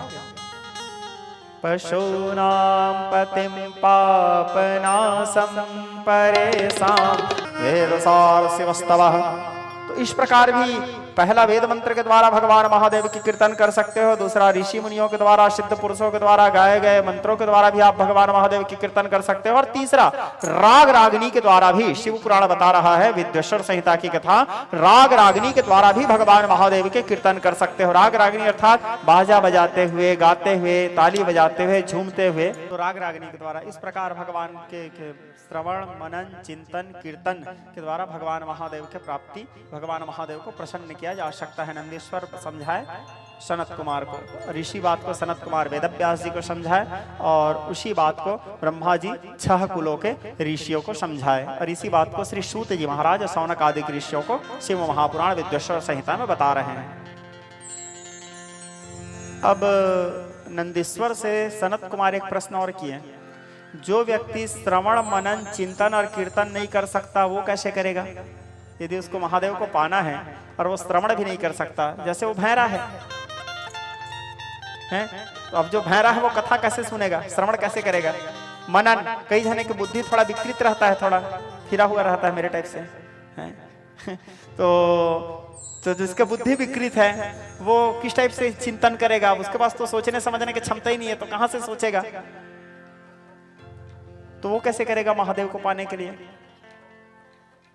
तो बोले एक काम करे, वो शिवलिंग स्थापित कर ले, शिवलिंग का पूजा करे, भगवान महादेव में प्रतिदिन जल चढ़ाए, भगवान महादेव को प्रतिदिन बिल्वपत्र चढ़ाए, अपने से जो हो सके भगवान को चढ़ाए, क्योंकि महादेव चाउर चारी जो फूल धतूरा के बेल के पाती आनी चढ़ाए, गाली बजाई के बोला जो हर हर महादेव दुनि झोर लगावे, तीन ही महाफल देत सदा शिव सहज ही मुक्ति और भक्ति सो पावे, बड़ भागी नर नारी सोई जो सांब सदा शिव के गुण गावे। यदि वो शिवलिंग का भी पूजा करता है तो लिंग पूजा के प्रभाव से भी वो शिवलोक को प्राप्त हो जाता है, भगवान महादेव के पराभक्ति को प्राप्त हो जाता है। उसको श्रवण मनन चिंतन और कीर्तन करने की भी जरूरत नहीं जो शिवलिंग का पूजा करता है।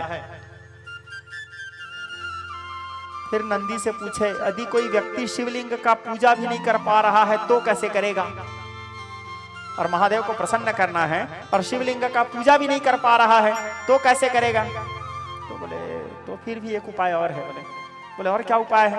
देखो, श्रवण मनन चिंतन कीर्तन न कर सके तो शिव पूजा, लिंग पूजा, वो भी ना कर सके तो बोले वो भी ना कर सके तो जहां पे भगवान महादेव के मंदिर है, क्या सुंदर उपाय बताए हैं। देखो, शिव पुराण विद्वेश्वर संहिता का श्लोक कहता है, जहां पे महादेव का मंदिर है, मंदिर अंदर जाने की भी जरूरत नहीं, मंदिर के बाहर में खड़े हो जाओ, और बाहर में खड़े होकर के वेदव्यास जी लिखते हैं शिव पुराण विद्वेश्वर संहिता के श्लोक में, महादेव महादेव महादेवेति यो वदेत एकेन शंभो कृतस्यात् द्वाभ्याम शंभो ऋणी भवेत्।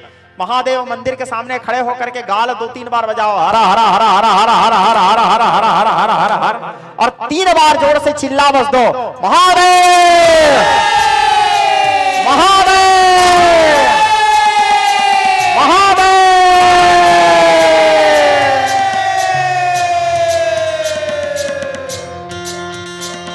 व्यास लिख रहे हैं, महादेव महादेव महादेवेति यो वदेत एकेन शंभो कृतस्यात् द्वाभ्याम शंभो ऋणी भवेत्। यदि कोई महादेव के मंदिर के सामने खड़े होकर के चिल्ला देता है महादेव एकेन शंभो कृतस्यात्, एक बार चिल्लाने मात्र से महादेव संतुष्ट हो जाते हैं।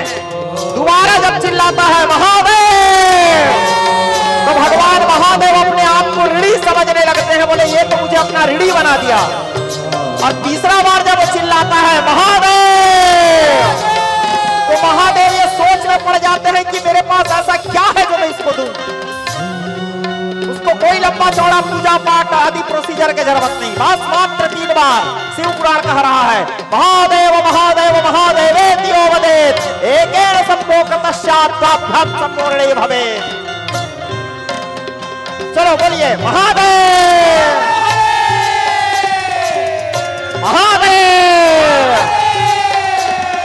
महादेव।